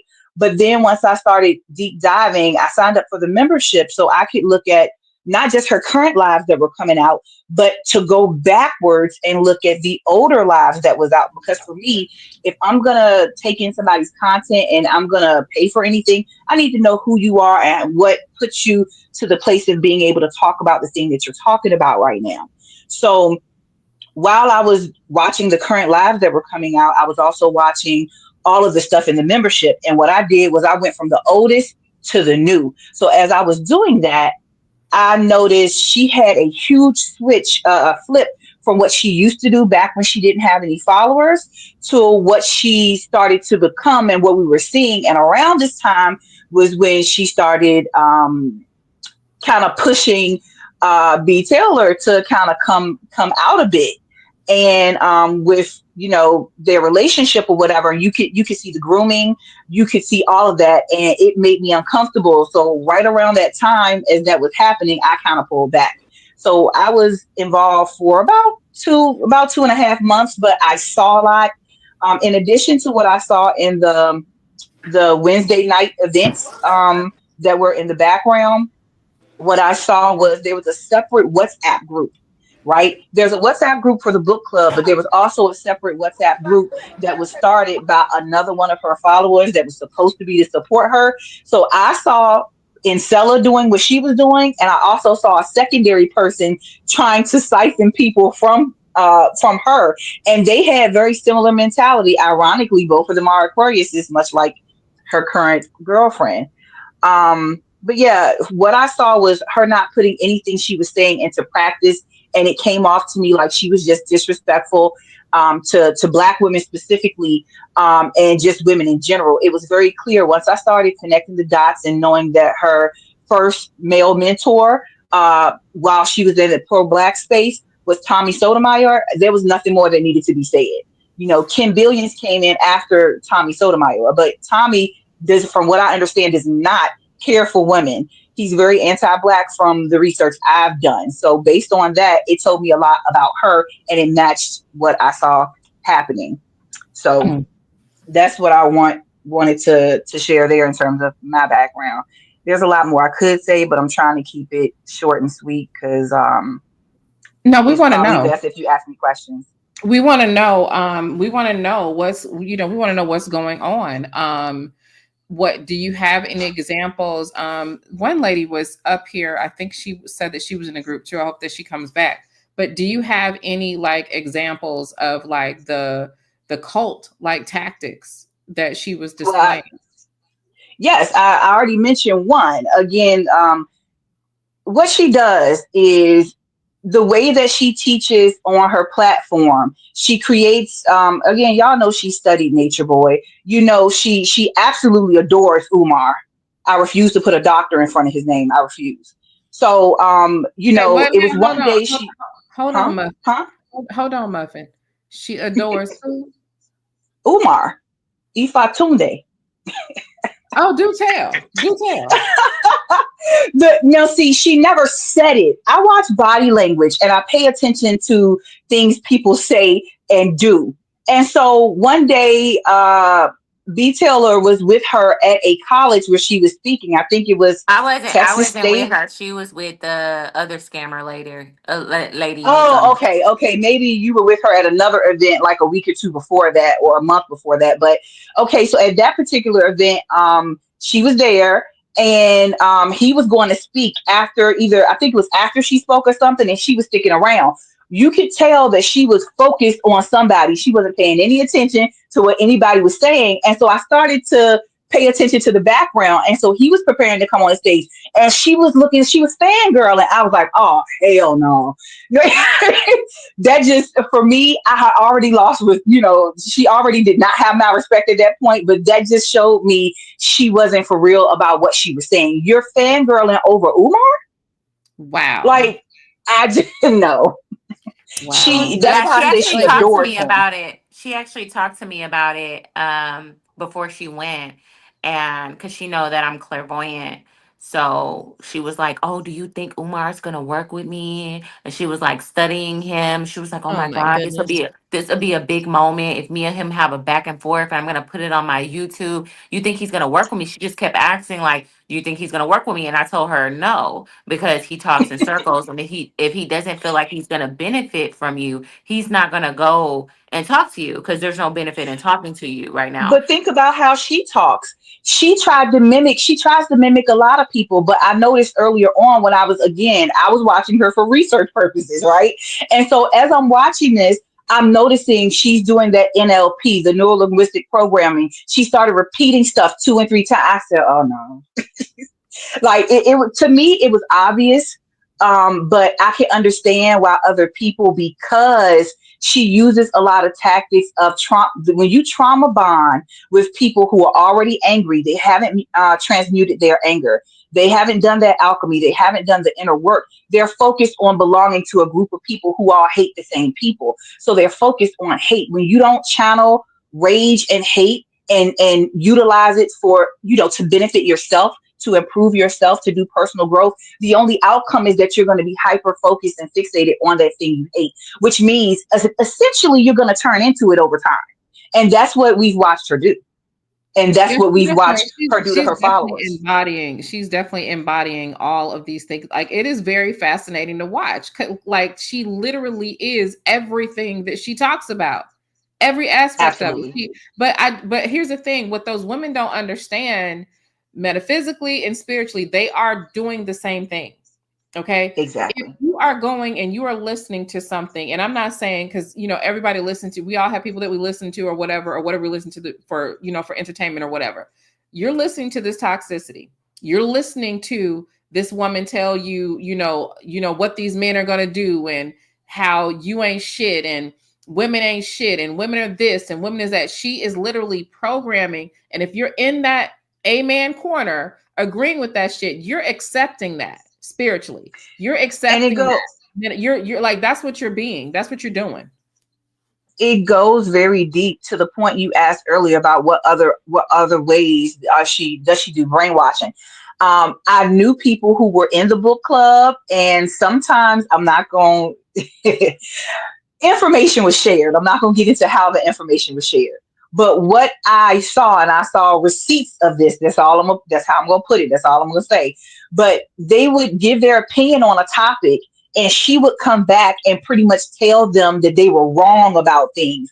Essentially, they are not allowed within that book club and in the WhatsApp group for that book club. They are not allowed to have their own viewpoints that don't agree with hers. And because they feel like this is their group, they will acquiesce to whatever point of view or perspective. She has kicked people out for trying to stay true to their point. This is definitely not a circle that I would be able to be allowed in, because that's not something that I advocate. I mean, in order for you to self-master, you gotta have your own. Hold that thought for a second. So if you guys are in the book club, you're reading a book, she gets to a point, she explains what she thinks the book is. Actually, I have a different experience, or I see it different. You're saying that you can't see it different. You have to view everything through her lens. Yes. Yeah. Essentially, she reads the books to them. They don't read the books together. She reads it to them, and she said this on her lives before. You can read this book, but you're not gonna get what I'm gonna give you. What I'm gonna give you is how I interpret the book. And a lot of those books, that's her first time reading it. So what the fuck you mean? And then you can't ask questions. You have to wait till the end when she's done reading. So I've been to her book clubs. I was there at the book clubs, and I was there with her $600 courses.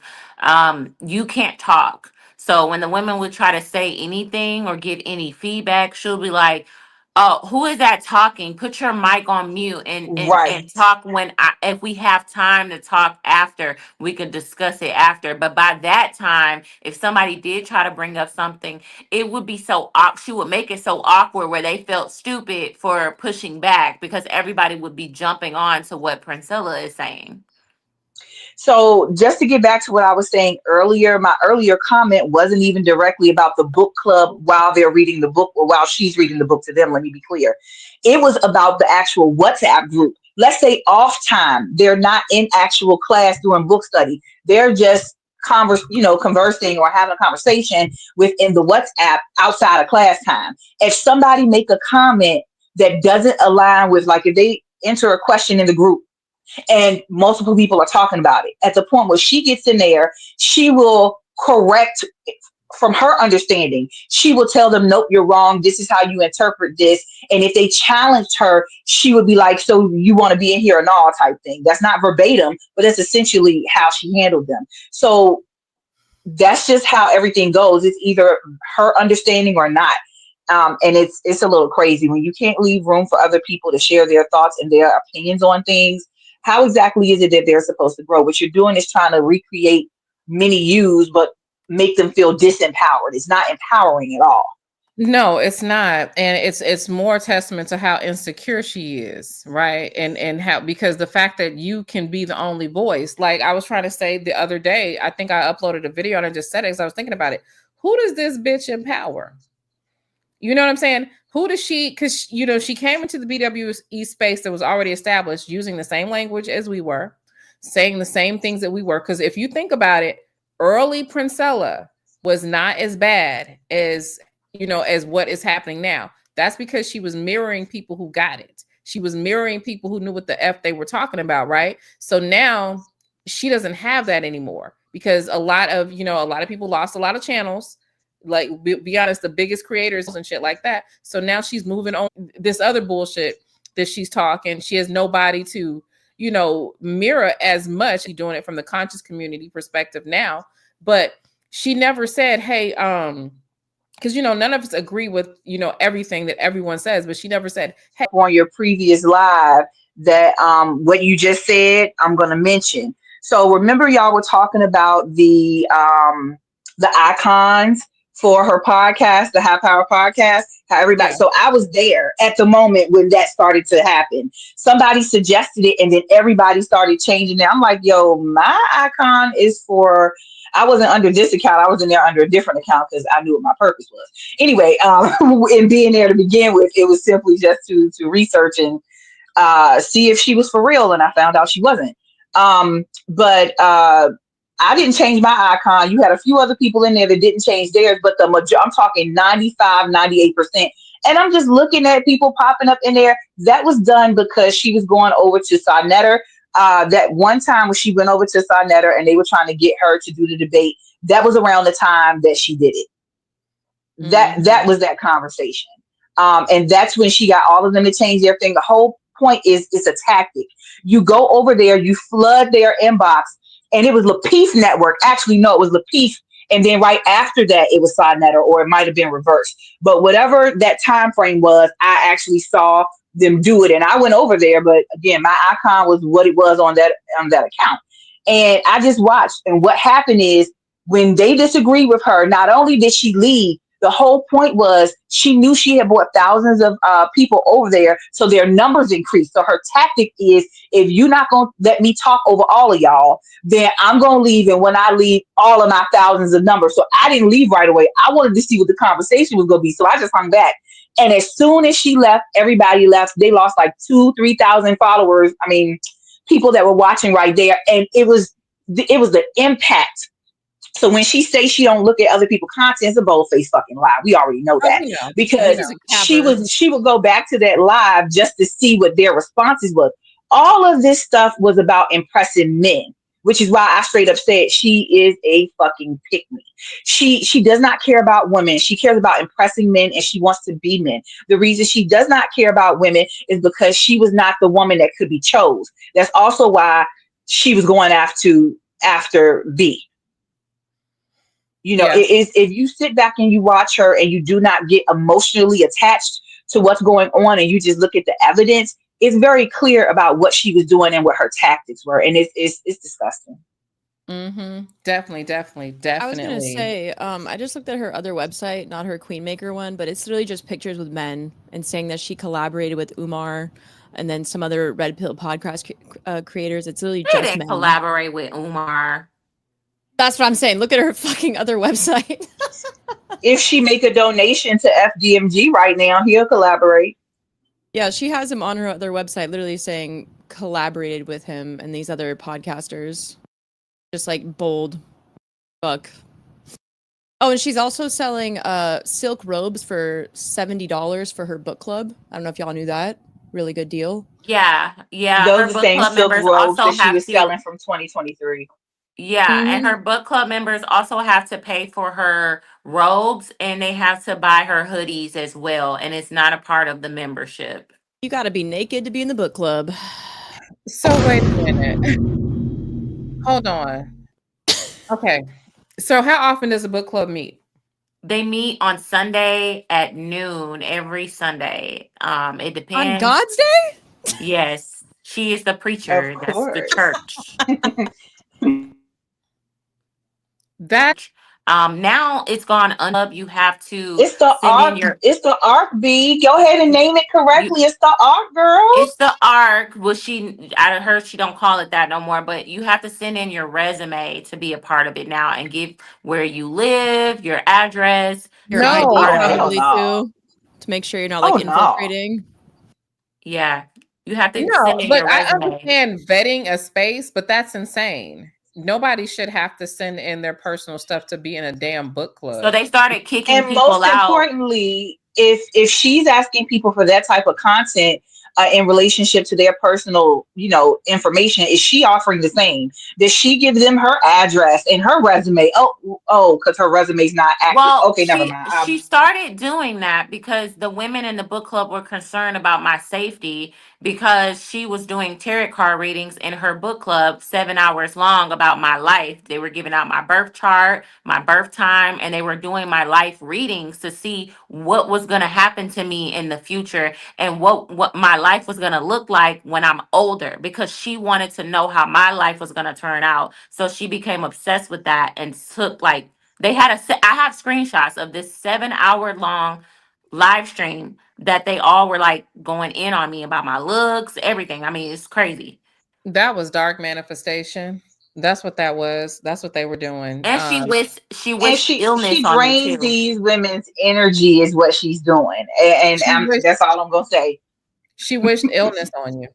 Yeah, she did. She wished like I was gonna have a sickness or something like that. She said it on the live. Nina Be Watching actually had all the videos, but she got it taken down. But she was saying that I was gonna get pregnant with a third baby, and what my relationships in the future were gonna look like. Like she really wanted me to have a miserable life and be sick. They should So have she was predicted that she's sitting. going to go to prison. They predicted I was gonna go to prison. No, I said they No, should predict that she's going to go to prison. Oh well, yeah. So, okay, so she's got this crowd of women, and they're all basically energetically wishing stuff on you. Yeah, witchcraft, pretty much. Oh, They were wow. offering to do witchcraft, and they would be like, "Hey, let's see what B. Taylor is doing today," and they would start pulling tarot cards to see how I was spending my day. That's not how And that people works. have the nerve. That's And not how people that have works. the nerve to think that it's not okay for you to speak about what happened to you and what your experience is, and for Dana not to speak about her experience and what happened to her. You gonna believe this chick that's been lying and manipulating people? That. So the link is pinned because I saw someone ask what they needed to do if they wanted to come up and speak of their experience or whatever. But listen, contradictions, hypocrisy, Flawed Villain. What's the biggest hypocrisy with her right now, in your opinion? Just that she calls everyone else hoes when that's been her life. Like that's kind of my biggest thing. Cause I was a dancer, right? So like, with the way she talks about women, like I would have thought she was a fucking holy woman. I would have thought she never did anything wrong and she married right and she did this and that. She would never be a dancer. She would never be a hoe. But at this point, I kind of think she was a fucking lot lizard. So to me, it's just so disrespectful for her to like talk down on women and dirtiest fucking one, the dirtiest cooter. The dirtiest scooter. The dirtiest Projection. scooter. Yeah. Nice. And I think even the situation with Tommy, look, dudes be liking young women and all this kind of stuff. And she just still couldn't even be successful in that situation. Well, she There. didn't like to use protection with the men. Every man that she slept with, she didn't like to use that. So Tommy was a ooh, Girl, uh-oh. Mm-hmm. what? Yes. Well, it sounds very similar to Nature Boy. I mean, she studied Nature Boy. We heard that, according to someone that was on one of your last lives, I think they said they saw her and the baby there at Carbonation, wherever they were at that time. It makes sense. She studies men because if she can't get chosen by them, let me become them or let me get close to them. That book, 41 Shades of Men, that book was written because, of course, she studied them, but she didn't tell you why. And to say that all men are incapable of love just because that may have been your experience is crazy. Okay? Yeah. I'm not that's saying part of all the men are angels. narcissism. That's part of the Right. narcissism. I'm not saying all men are angels, but at the same time, to just say all men are incapable of love, I mean, No, that's part if of her that's her truth, cool. narcissism because they didn't want her ass. They don't love nobody. That's part of the bullshit. Like, wow. Riddle Me says one of her members at Verified People was from Carbonation. Taylor, I don't write that again, girl. I think you missed. You know how iPhone be making you write weird. Yeah, actually Yeah, her one of her people that was. Velvet. Oh, go ahead, B. I mean, not Velvet. Was it Velvet? Yes, her Velvet. name. Well, no. Well, no. Velvet is somebody else from Carbonation. Violet Wisdom is who was Violet. from. Right, and her name was something different under Carbonation. I'm gonna keep that to myself. So okay, so is this so when someone Princella was literally that's what I've been hearing too, that there is a video out there. Now, rumor has it that she paid the dude to take it down, the guy who had the video footage of her at Carbonation. And I think this was supposed to be when she was going by the name Karma, is what Princella was going by at that time. So for those of you that don't know, from what I understand, she went over there with Amaya. Wow. I can't prove it, but that's what they say. Wow. I mean, I wouldn't be surprised. Right. Everyone isn't lying. There's a video out there after she was on the blue couch. That couch, after can we get for 1 second? That blue couch stank. Okay, you came to a movie and So tell me that that's a funky ass couch with booty air all of like it stank. Okay. so when she was on the same couch, right after that, there was Solar that was on there, right? Mm-hmm. Mm-hmm. And if I'm not mistaken, Jaguar, all them folks, there was a picture of her, Charleston White, and somebody else in the background, and her daughter was there with her then. There's also another video that's not affiliated with the Saint Couch, where I forget the name of the woman, but it was two ladies and a guy talking about their experience with Pissy Fella and all of that, and saying how she would bring her daughter around and not prepare for her daughter being somewhere. I don't want to keep bringing up the daughter thing. I got my own reasons for that, but there's so many stories out there about how she conducted herself and how she had a lack of experience with being a mom. There's lots of stories out there about how she didn't want the pregnancy, and so it's Well, she all but said it. Okay, there are times when she was like, having a child, I didn't want to feel like I had to change who I was and change my. Basically, she was like, being a mother was too much for her. Yeah, she She was said that. talking. Yeah, she the was way saying it was she too much. the way she tells that story is that Tommy told her to keep the child. She was gonna not have it, and Tommy told her to keep it. That's the story I heard her say out of her own mouth.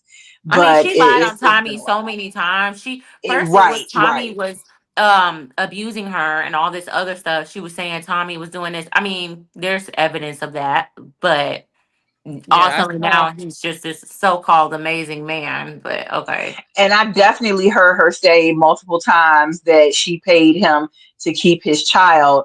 And I was like, wait, how does that match up with what you've been saying all this time? What the? Well, she only admitted that after I put it out there, and she said it to men on the blue couch, and they were praising her like, "Yeah, yeah, you Right. good. You pay a man to watch it. That's awesome. That's awesome."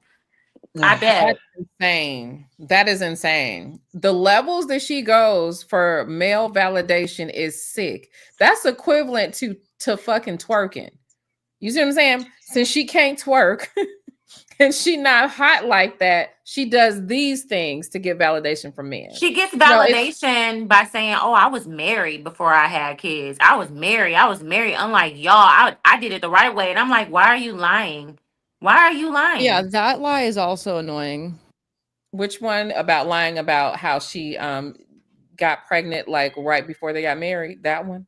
Well, yeah, Yeah, but she said she Yeah. told her no. Well, followers I that mean, she did if it you the right having way. sex with your truck driver trainer and you not Yeah, using that's how protection, they what you weren't think is even gonna happen? together. They weren't even together. They were just intimate as he was training her, and she slipped up and got pregnant. And she said out her mouth, "I could not look bad in front of the pro-black stuff like she was preaching on her Facebook.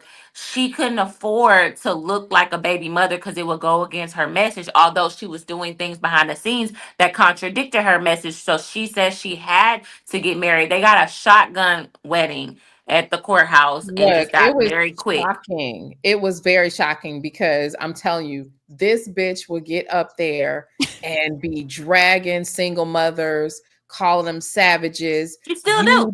You don't She do, still but That's I'm does. just why saying, like, she's still she never married. stopped. She literally never stopped. So when she literally popped up out of the blue, there was no lead up to her and Tommy. So that makes sense that it was just, her trainer or something. There was no lead up, right? Because she would go live like for hours and hours on Facebook and, sounding like Elijah Muhammad and, some sort of preacher or whatever. And she'd be talking her shit. Then next thing you know, she's in the truck with this, I don't, Doing, respectfully, yeah. with grandpa. And we're like, baby, what is you doing, Muffin? I think she thought And that he was gonna save her. I think that's why she trapped Well, him. I talked possible. to one of her older. I had a lot of people reach out to me and thank me because they knew her from her past.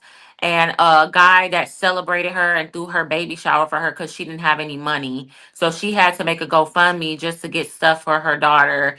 But you did it the right way. But you needed a GoFundMe like you were struggling. And on top of that, Tommy left her. That's the lie. Yep. After meeting Tommy, What?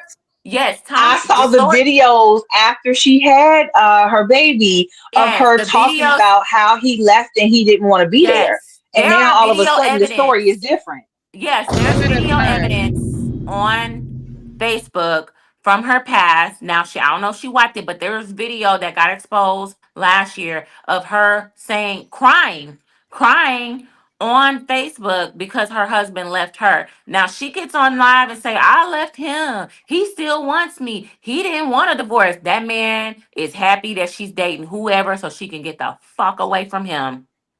That's why he don't Wow. mind what she does. He was Wow. turned off from her. He was. He was turned off from her. He already physically was turned off from her, but he was even more like you can't be physically hard in the face and hard inside. It just don't match. Now Right. be So Taylor. there's a couple of questions in the comments. Her husband is the father of her child, Yes, he and is. Tommy Sotomayor was her mentor. Tommy, I'm not gonna give his last name, but y'all know her last name before she tried to flip it back. Okay, so Tommy is her husband. Yeah. okay. Also, So somebody asked a question about Dana earlier in the comments. If y'all want to address that. so yeah, I don't answer every single question in the chat, but I didn't see it. What are we talking about here? Someone was confused about when Dana was explaining what happened with her. They asked Mhm. so that anything else happened after she pulled her hair, and of course something else happened after she pulled her hair. She didn't just file charges because her hair was pulled. Oh, absolutely. She went if memory serves, I know Dana's at work. So if you can pop back on, Dana, is fine. But I think she tried to, I'm not trying to sound gross, but she tried to finger her. If memory Uh serves. Is that about right? no, she just dry hunched her from the back, like aggressively put her head down and like dry hunched her like from like act like like from like you hitting her from the back. Like yeah, that's what she was kind of like doing to. Girl, when I tell you I would have beat the dog shit out of her. Right. I curb stomped that. Exactly. That's assault. And then she told her, like, you like this aggression. You want some more of this aggression. Like, you like that. And Dana was like, no. And that's when she stopped. I had to mute it. You're was that Dana? No, I was talking about chat. Oh, okay. No problem. Wow. Mm-mm-mm. And oh yeah, Mahogany. What's going on with the WhatsApp group? What's happening there? Like, what's the Uh, purpose? Why does she need I'm all these not. groups? She's got Patreon, she's got membership, she's got TikTok spaces, she got her web, she got all. What is the purpose of the WhatsApp? Okay, so again, there was two separate WhatsApp groups. So there's one WhatsApp group so that she can communicate directly with the people who are in her book club. I was not in that group. However, I got details from what was going on in that group. Now the other group was a group that one of her supporters created for just for other people to be in it. I ended up in that group not understanding that she wasn't in it because that happened as soon as I signed up for the membership, and the stuff that was going on in there was very similar to what you see going on with Princella in her the weekly oh wait, let me back up though. The Wednesday nights power player nights where people was paying $30 a month. At first, she used to do lives in there. It then went to a point, and this is where I canceled because I had gotten all the information I need. I came in there for at that point. She So you started were being watching strategic Power. about that shit. What you say? I said you was strategic about your about Hell your yeah, because I genuinely I thought her content was decent, and I said, okay, let me see what she's really about. Because a lot of these videos mark member only. I want to see what she's talking about. So I knew I was only going to participate for a certain amount of time until I figured out if she was for real or not. And once I saw she wasn't, I very quickly exited. But what I noticed is she was doing her membership right, and the membership was about $30 a month, And at first she was doing lives every Wednesday, but then it morphed to her just simply playing Power. She went through the whole first season, went through this. I was like, I know you're not charging people $30 a month to watch Power. That is crazy. So yeah, that was pretty much it. And people, I guess, like having conversation. I canceled. Wait a damn minute.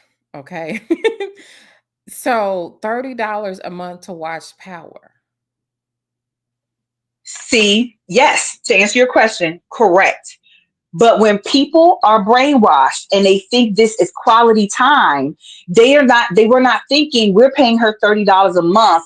And by her assigning to watch Power, she would ask them, is it okay? Y'all want to continue to watch Power? Y'all want to watch the second season? What that meant was she no longer had to work for that $30, right? She now just connected it, watched the TV show, and would break it down and stuff. I'm like, I don't need nobody to break down Power. It's very clear what's happening on the show. You can break that down yourself. So I think they got lost in the fact that they were having, a good time with each other instead of realizing, hey, what happened to the information? What happened to the lives? So You're paying $30. that's when I realized that the women were not the discernment. And in there, I saw them doing Mean Girl related stuff. They would gang up on each other and stuff. I left before the situation happened with UB, so I wasn't there to see that because I left like I think a week or two before that happened. But I saw the behaviors that they were exhibiting in there when people didn't agree with the majority, and so I know what happened to you did happen because I know the players that were involved. It's crazy. It was crazy, and this was all back in 2023, might I add. So it has gotten much worse, I'm sure. I just want to add something that someone told me. Someone said, I left after she said she doesn't dabble in dark magic, but got a whole live about Baphomet. So what did she explain about Baphomet? I mean, I know about Baphomet.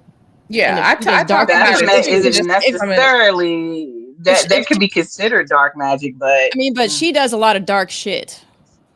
Okay, she so does, all, but she's not as experienced with magic as people think she is.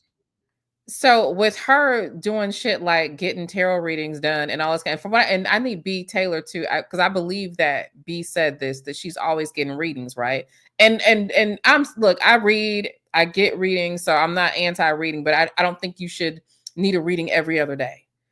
B, right? Did you not say that this woman was getting multiple tarot readings on, what's going on YouTube and all this kind of stuff? Spiritual psychosis. It is. It definitely is. You should not need. It also shows a lack of insight. If you need a reading that often, you're not in tune with your own intuition. You don't know how to read your own life. You don't know how to make your own decisions. And I saw evidence of that just sitting in the background as well. And there was a guy who had a membership, and she had no problem with this man having a membership. I forgot about that until just now. She had brought another guy. This wasn't, but was that Daryl, the guy who was able to be on the arc? No. Daryl was not in the Wednesday night things. This was a guy named Terrence, some light-skinned dude. At first, he was saying he was there for his daughter, but it was clear he wasn't, and she didn't have a problem with it. And that became a big issue because a lot of people had a problem with that. And I'm sitting in the background like, so y'all still don't see what's going on here? Wow. B Taylor went on mute, so I guess she is busy or whatever. But yeah, I was hearing her talk about how she was getting tarot readings all the time. And I'm like, how are you the divine feminine godmother, queen of queens, self-proclaimed, right? But you need a reading every 5 minutes. Oh, I'm back. Right. What'd you say that was about here? She was sent by the divine mother goddess. So B, what is with this multiple tarot reading things that she was doing? So she didn't even have like a personal tarot card or a psychic. It wasn't actually tarot cards. She would call like a psychic hotline and sign up online and get psychic readings, and she would pay like $400 for just maybe like 20 minutes just to speak to a random psychic on a website she was using. And I remember she paid like $200 just for me to speak to a psychic. She really wanted me to speak to one. And she would call the psychic, different psychics, every time we had a disagreement. She would call a psychic for advice, or she called the psychic about me, and like me. And then when we broke up, or like towards the end, before she met the parrot, she said she spoke to a psychic, and the psychic told her that I didn't see her as long term. And so she asked me that, and I said I agree. Oh shit. I Right. never saw us as a long term thing. And that's not to say I came in with these, I just don't see us long term. And she got quiet. And at that moment, I knew she felt rejected. And so so the way she acted on the trip, she needed to find her next supply because she knew she was losing the grip on me. Yeah. Yeah. You know, wow. Wow. That is very telling. Oh, One thing that psychics I want are to real, talk but it's just she is paying $400. That's the right. crazy part. But she's the divine mother. Shouldn't she? Doesn't she have like a direct connection to the divine mother? You That's know, what I because thought. I thought remember she she was the said source. No, right, she does not. And It sounds she like said she got a direct connection to hell, to me. she told me that she right. could not hear. She could not hear from the mother anymore. So we went on this Wait, cleanse she Which because is told you that? crazy. yes, she said Wait, she said she could not get her next download on what she said she's lost, and didn't know what to do next because she was sick and tired of talking to women about this message about men, and she's bored with it, and she's ready for the next thing, but she doesn't know what it is. And so I said, okay, well, I go on a spiritual cleanse. I go on a 21-day Daniel fast, and I go on a juice cleanse. I said, would you like to go on it with me? Maybe that can heal your gut, because she has a lot of gut issues. She literally has to drink mineral oil just to do parasite, yeah, just to do number two, parasites. because she It's can't do it on parasites. her own. Or she has to Oh shoot my water up God. her shoot No, I water can look up. at her. She is filled with fucking parasites. She is. Mm. Yeah, she Mhm. she uses enemas to squirt up to use the bathroom because she can't do it on her own. So when she went on this cleanse with me, her skin broke Wow. out in a rash. Like she actually started smelling better. She said, oh my God, like I smell better. Like I had her on this cleanse, like when I tell you her body was reacting, she was breaking out in different patches all over her body because she's so full of toxins. Or the demon was trying to stay inside. Uh-huh. Fuck. So picture this though. Like, so she's out here trying to tell women that number one, you don't need counseling, you just need me. And she can't even take care of herself. She's not honoring her own body. Exactly. But she's telling everybody else what to do. Speaking of which, we had a follower. Her name was Khadijah. She went over there with her, right? And started disrespecting us and being all weird because of, being over there in the spaces with Princella and stuff like that. One of the things that I remember is her coming around saying, because we were talking about, like, she's trying to basically manipulate you guys into lesbianism. Well, we eat each other out on vacation anyway. And there's nothing wrong with, like, it was just weird. Another lady got up here, a woman that was my age, I'm sorry, both what? daughters. Wait, That's what she wait, said. wait, We eat wait. each other out anyway. She made it seem like that's what women do. We all eat pussy. Like, What? Princella got on fucking Sinetta and said we are conditioned as women to be heterosexual. They've conditioned us this way. Crazy. Crazy. A woman my age got on Taz's panel and said, my daughters, adult daughters, because of Princella's teaching, she was training her daughters to be lesbians for Let their me tell you survival. something. You can't if you not. Let me tell you something. How can I put this in? I am a straight one. Well, maybe I just had a really bad experience. I would never put my face near that shit in my life. If any, I was the pillow princess. That's why she's so mad about pillow princess, because if you could sit Mm. there and you could, yeah, I'm gonna lay back and enjoy myself. But Taylor no, said she wasn't munching. You wasn't munching, boo. No, I was not. She rolled over, said she's tired. She was mad that none of her previous girlfriends never wanted to really sleep with her like that. She was a munch to her first one. That's why she was mad. Her first one kept making her a munch because she didn't want to return the favor, because there's a certain reason people don't want to do that with her. She's not clean. I'm sorry, but so when she said women are this, she's talking about herself. She knows she not. She knows she not. When she spent the night at my house and she didn't take that shower for 2 days, I said, "Oh yeah, that's enough for me, baby. Why are you in the same clothes for 2 days straight?" Her and her, you know, I'm not even gonna say it, but yeah, she was in her same clothes for 2 days straight. When we first broke up, she went into psychosis because she was on live for 3 days straight in the same hoodie and jacket and sweatpants for 3 days straight. And by the third day, it had lint all over it. That's when I called her before the big fallout, because I called her and said, "Girl, you've been in your clothes for 3 days straight. Are you okay?" And she was like, Will. She was so happy to hear from me. And she sent a card and flowers to my job. Well, not flowers, but what are the fruit? What are those Yeah, fruit things called? the Edible Edible yeah, arrangement, yeah. arrangements. edible Yeah, she arrangement. Yeah. sent those edible arrangements to my job. So okay. Damn. I'm So we good. got. So this girl ain't even washing her ass like that. Yeah, so Like, she went on. She went on live this trying to guilt fucking me bitch. into.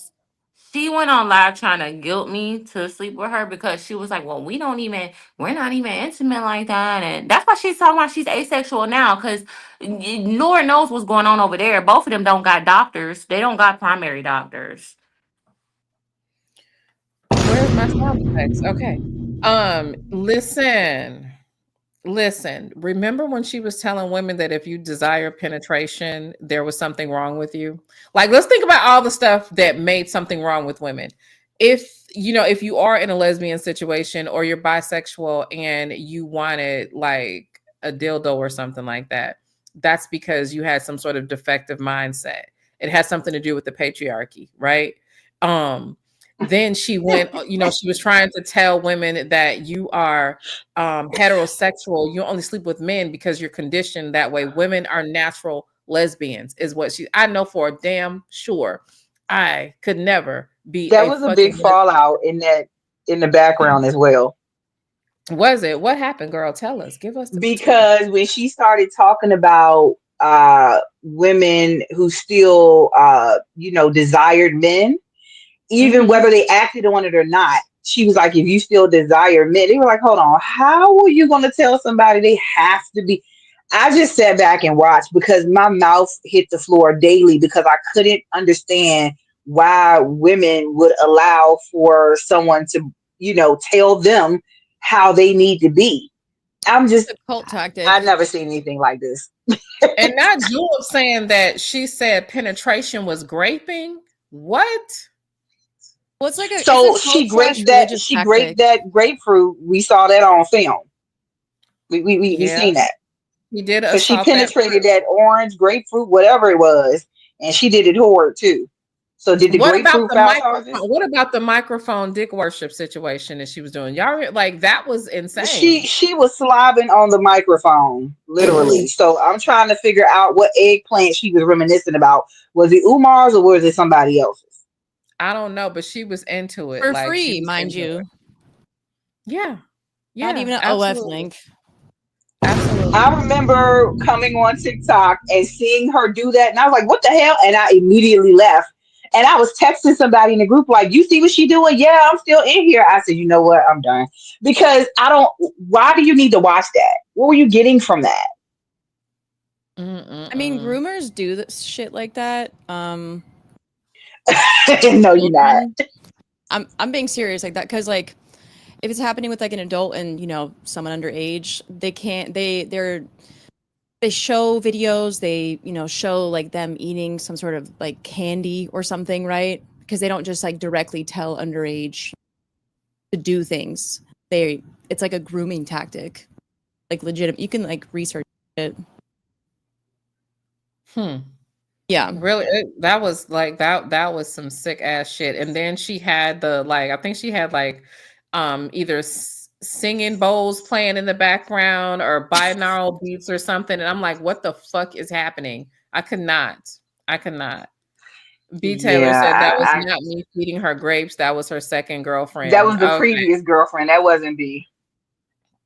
Yeah, that was a mess. Like it's like she wants the women to cater to her in a way that dusty ass niggas want women to, Because you she could know. never get that, so she wanted to see what it's like to be loved. Oh, I'm not a psychologist or a psychiatrist. I just happen to have a friend that watched some of her videos and gave a couple of diagnoses. That's all. That's all. girl.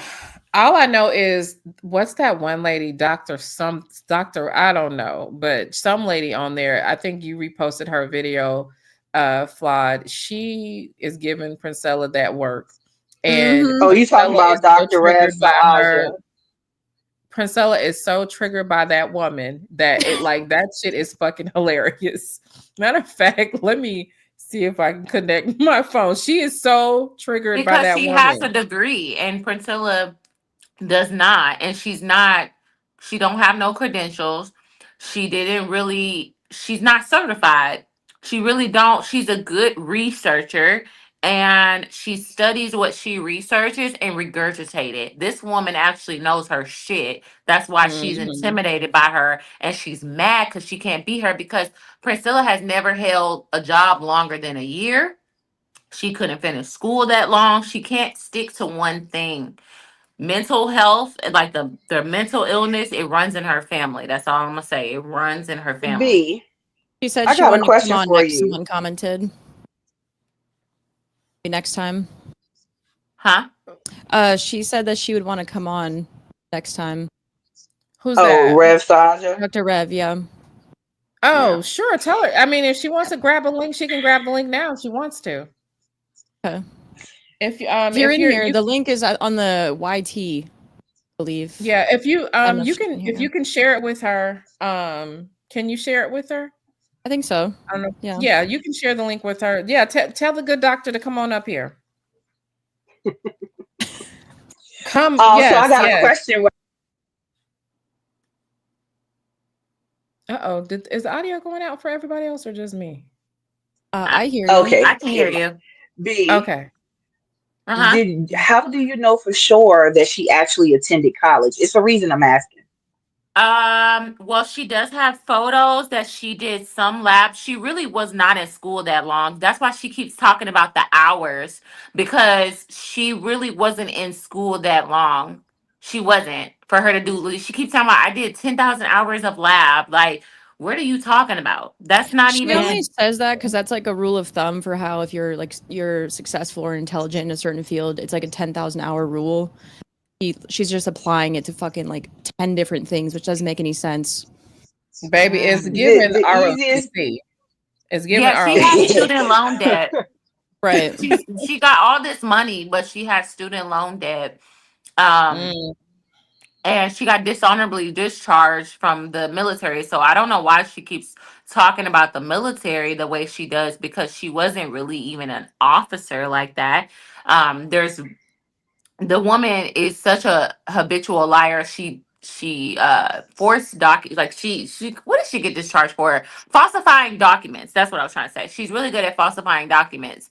Which Hmm. is why she got in You mean trouble. like the That's what one that she. sits behind her chair on the Yeah, bookshelf? I think she falsified those CPS documents that she tried to pin on me to get sympathy from women that, oh, I I would called agree with CPS you on her. because her name on the CPS documents did not reflect her married name.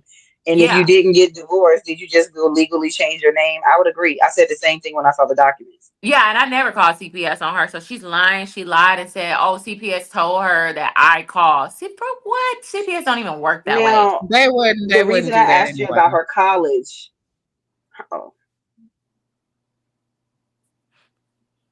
What were you saying, Mahogany? I was saying the reason I asked B about the college experience is because typically I've been in a couple conversations with Princella, mainly one when I helped expose her on TikTok May of last year.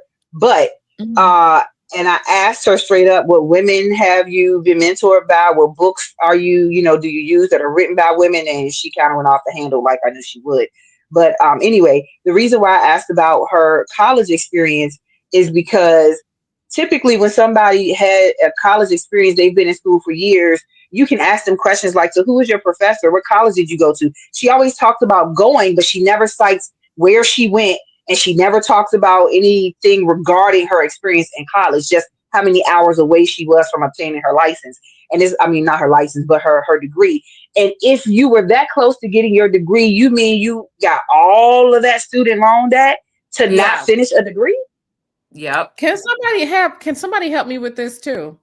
How in the hell is it that she is got all this knowledge? Remember, she came in talking about she was a trader. She was talking about how she was into real estate. Princella don't own nothing. No, Can we she talk does about not that? own anything. She does Can we not talk about own that? nothing. Why She she don't don't even own own her shit though? car. She don't even own her car, baby. She don't own nothing. Mm. Now, Princell. Mm-mm. Are you kidding me? Y'all remember that guy, the guy she used to impersonate, and she used to call him Dusty or Yeah, Dustin? I yeah. think that's her. Mm. Damn. I don't That know. is I'm gonna be wow. that is insane. That is wild. Cause like I'm trying to figure out like what is it? Like there was some, and I don't know what's wrong with some of these hoes or whatever. I gotta be careful on TikTok because I've been and went the fuck off royally. So one girl made a video because they're all mad because Flawed Villain is white or whatever. Even though Princella was like, destroy the racial paradigm and all this kind of stuff, and white women are more oppressed than us and all this kind of stuff. But now she's leveraging the quote unquote sisterhood and making it about, her being white. And so this one girl made a video about how we're not supposed to trust Flawed Villain because I forgot why we're not supposed to trust you, girl.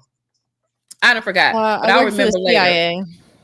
Okay, yeah, that'll work. That'll work. But she was talking about how like you don't have nothing, and she was like, and don't listen to spiritual whistleblower either because she don't have no money. But Princella, you can see everything that Princella has, and I'm like, this Princella is a whole Yeah, nature. from y'all. She's literally But, never but been she's talking about successful. jewelry and shit.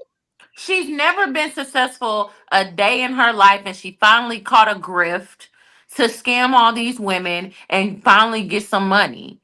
I mean, she's never been a success. That's what bothers her by successful people, because she knows she's a failure in real life and her family looks at her like a failure. So she got something to prove to all these people online to say, look, I was chosen. I was chosen. I am something. That's all this is to prove to her mother or whoever in her family that she is who she pretends to be. Now I have a post of her talking about her mother when she was young, and she alluded to some abuse. Her mother had okay. Me and her talked about this. Her mother, from the stories that she says, right? Her mother seems like she suffered from schizophrenia, which makes sense why you starting to see a lot of that in Sella.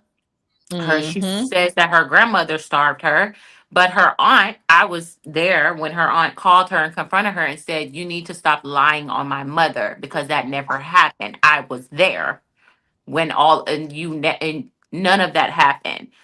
So I'm gonna sue you. So her aunt actually called her to sue her because she was lying on her grandmother of starving them. I honestly think she has none of her family supports her, by the way. They talk to her brother, but they do not talk to her. They will literally pass her. They'll be in town and pass her house up. That's how much she's insufferable. We're like her whole family do not deal with her because of her issues, her mental health issues. There's no helping Wow. her. Wow. That's crazy. That is crazy. That is definitely crazy. And So And then she's got Jasmine sitting over there, 20, she's 24 now or whatever. And she's marking that girl. She's marking that girl way worse than she could have ever marked you. And she's going to have her kind of stuck in that situation because she's got her fucking lying for her. Oh, it's much worse. Yeah. You know, she's got her lying. I think she's relying on her for money probably too. I mean, obviously maybe she's dancing to money, but it's also working for her. That's her roof over her head.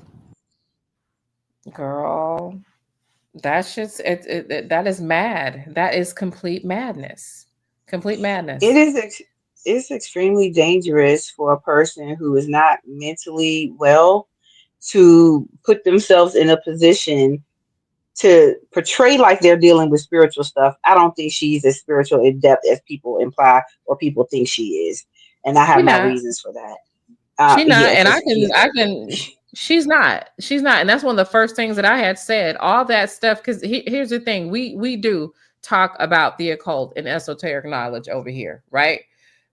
You can't pull that shit over me. I'll sit in the cut and play dumb, and will never say anything once I think that you think you know. You know what I'm saying? And so, like, I listen, and I'm like, she don't know what the fuck she talking about. She does not. She has a very basic, elementary, common person, everyday understanding of things. Like, I'm curious as to what she thinks she even knows about a damn Baphomet. You know, like, it's just weird to see her. I will tell you this: she knows surface level stuff when it comes to Baphomet. And it was what she researched. I don't think it was an in-depth research. I saw the video. It was stuff you could pull up online by researching Satanism or satanic churches. So that was the level of what she shared. So that's public knowledge. It wasn't anything, in my opinion, that was occult in relationship to Baphomet. If she was spiritually inclined, she would not be filled with fucking parasites. She would not, you know what I'm saying? She would be a lot more healthier. She would not have a rank crotch. She would not be like hopping from clit to clit, from dick to clit. You know what I'm saying? People that are actually centered and that, you know, are in tune spiritually, there's a certain balance that we have. You know what I'm saying? Like, girl, no, you're not hopping from clit to clit. You're not being this toxic. You're not out here spewing horrible things about women's vaginas as some, you know what I mean? Like, it just does not match. It don't. No. The fuck out of here. Yeah. I think the only thing that she, I think, went into, and this is from a conversation I had with Ken Billions, because I've only talked to him one time, and I heard enough, and that was the last conversation I needed to have.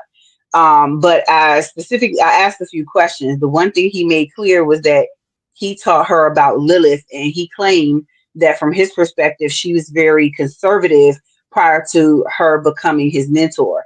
But when you sit back and think about the fact that Tommy was her mentor before him, and how many years they did their podcasting and the things we heard Tommy say in relationship to her, and her him being a connoisseur of the services that she provided.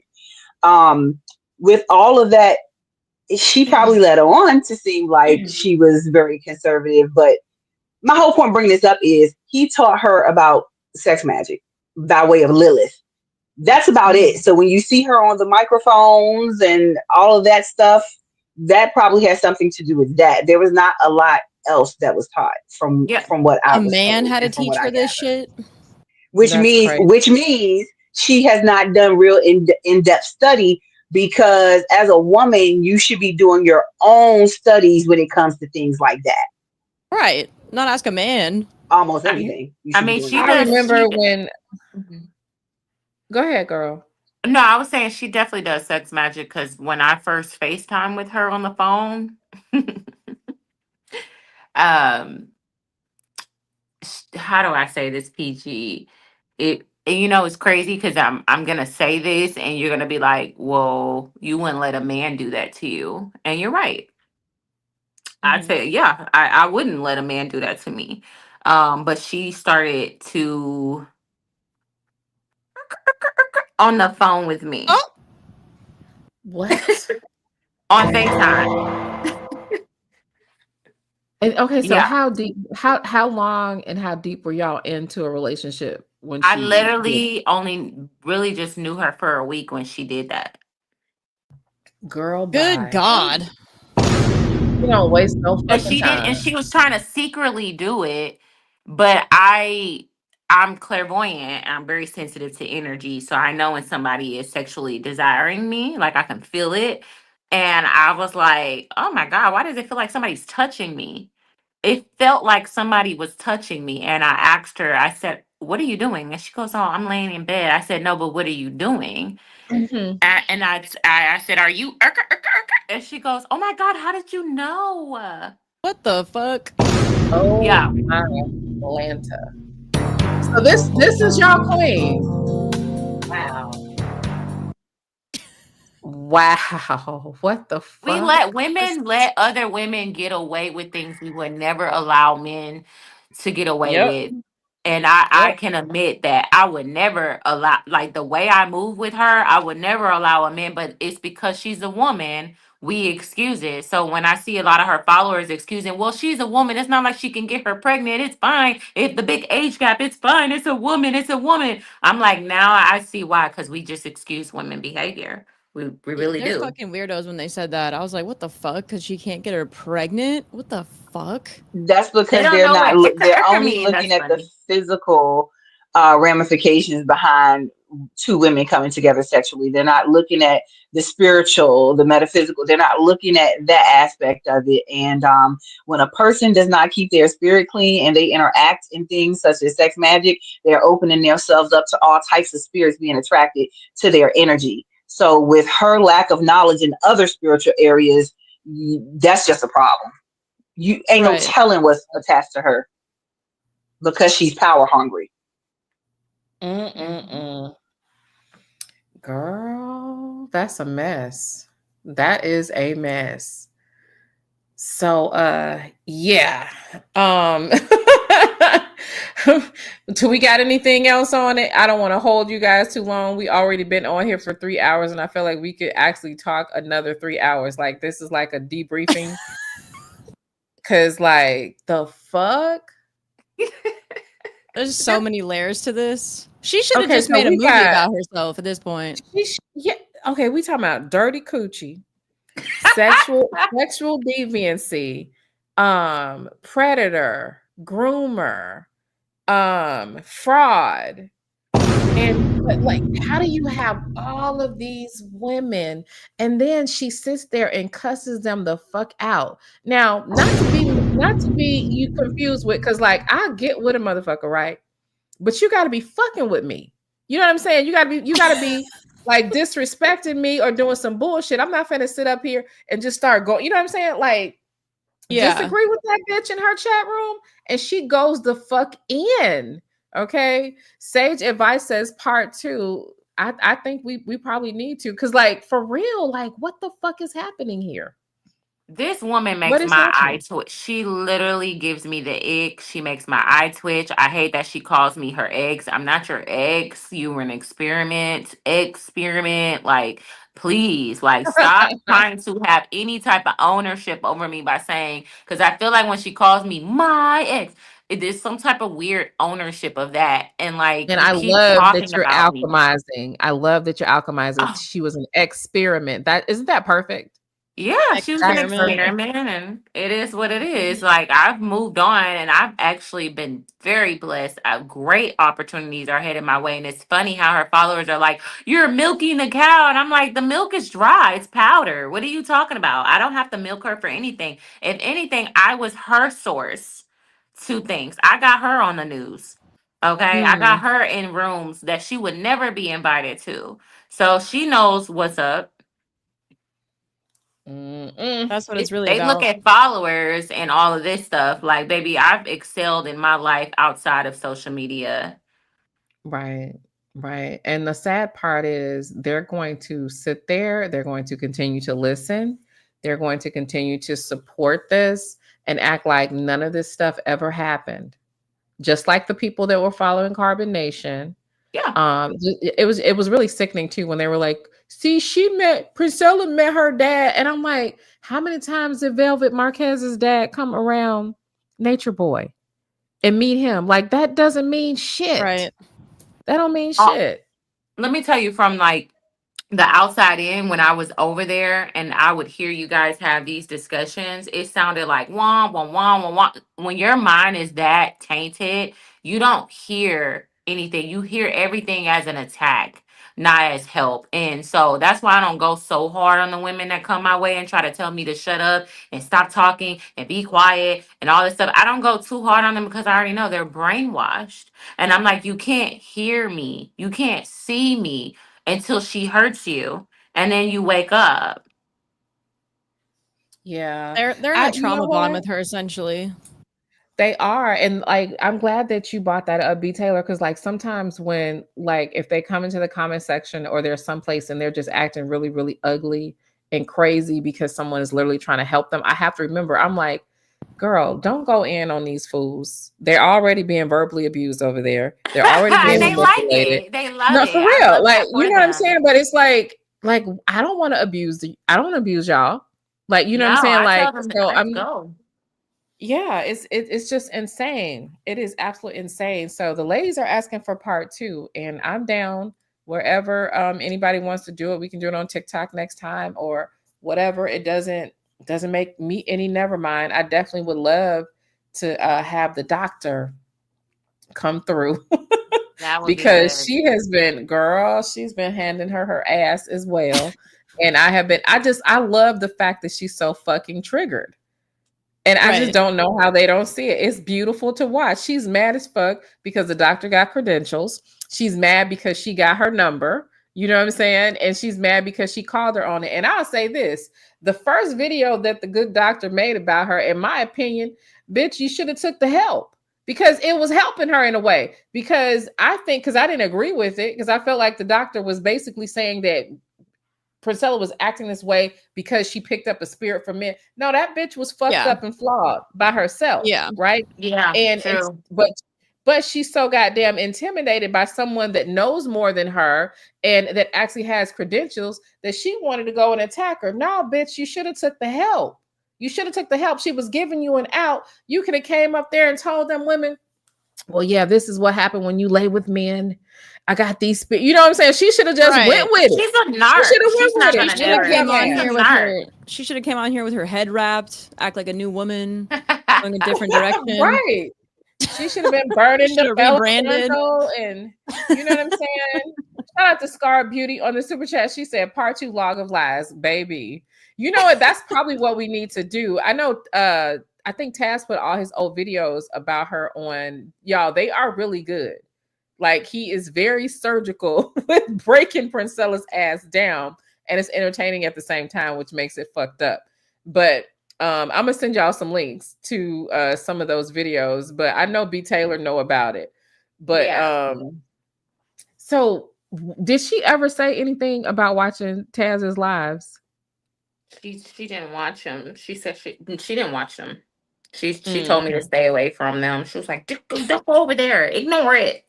Like, and yeah, she so that just, you wouldn't see. It's like she just, I don't know, it was something about Taz where she just like, she would go hard at everybody but him. Interesting. She would go hard and go in and talk ish, but she would not mention him.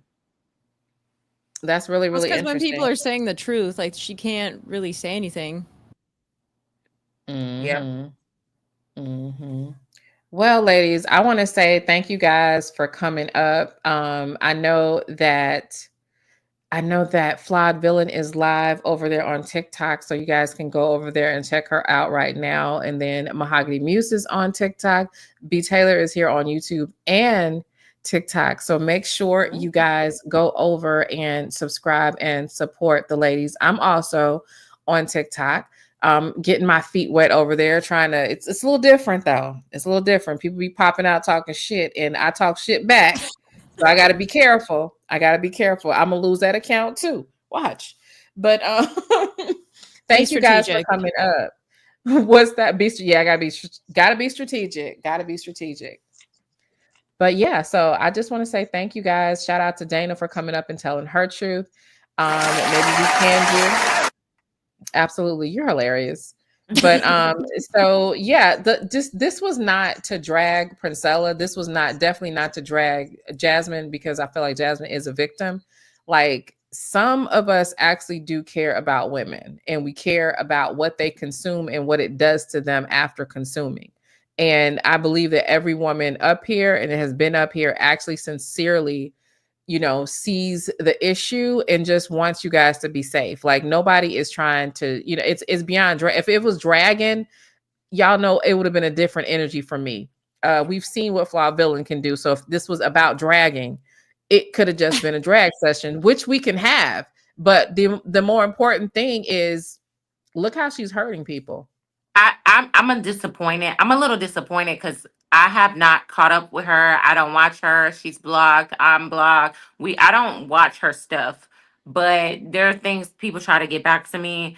I didn't even know she was still talking about me. What's disappointing is that from last year, it's been over a year, and I've really done a lot of self-work, therapy, talking to different people, professionals, and doing a lot of self-reflection and taking a lot of accountability to hear that she has gone off the rails and not grown from the situation made me disappointed, because I'm like, I thought she would have really just, I actually, if people were asking me, I said I wished her all the best. If people would be like, oh, you Priscilla, I wish her all the best, I kept saying that up until I saw a clip of her lying blatantly on me, and I'm like, damn, she's still okay. Retrograde, let's kick it up a notch. You got me fucked up. But yeah.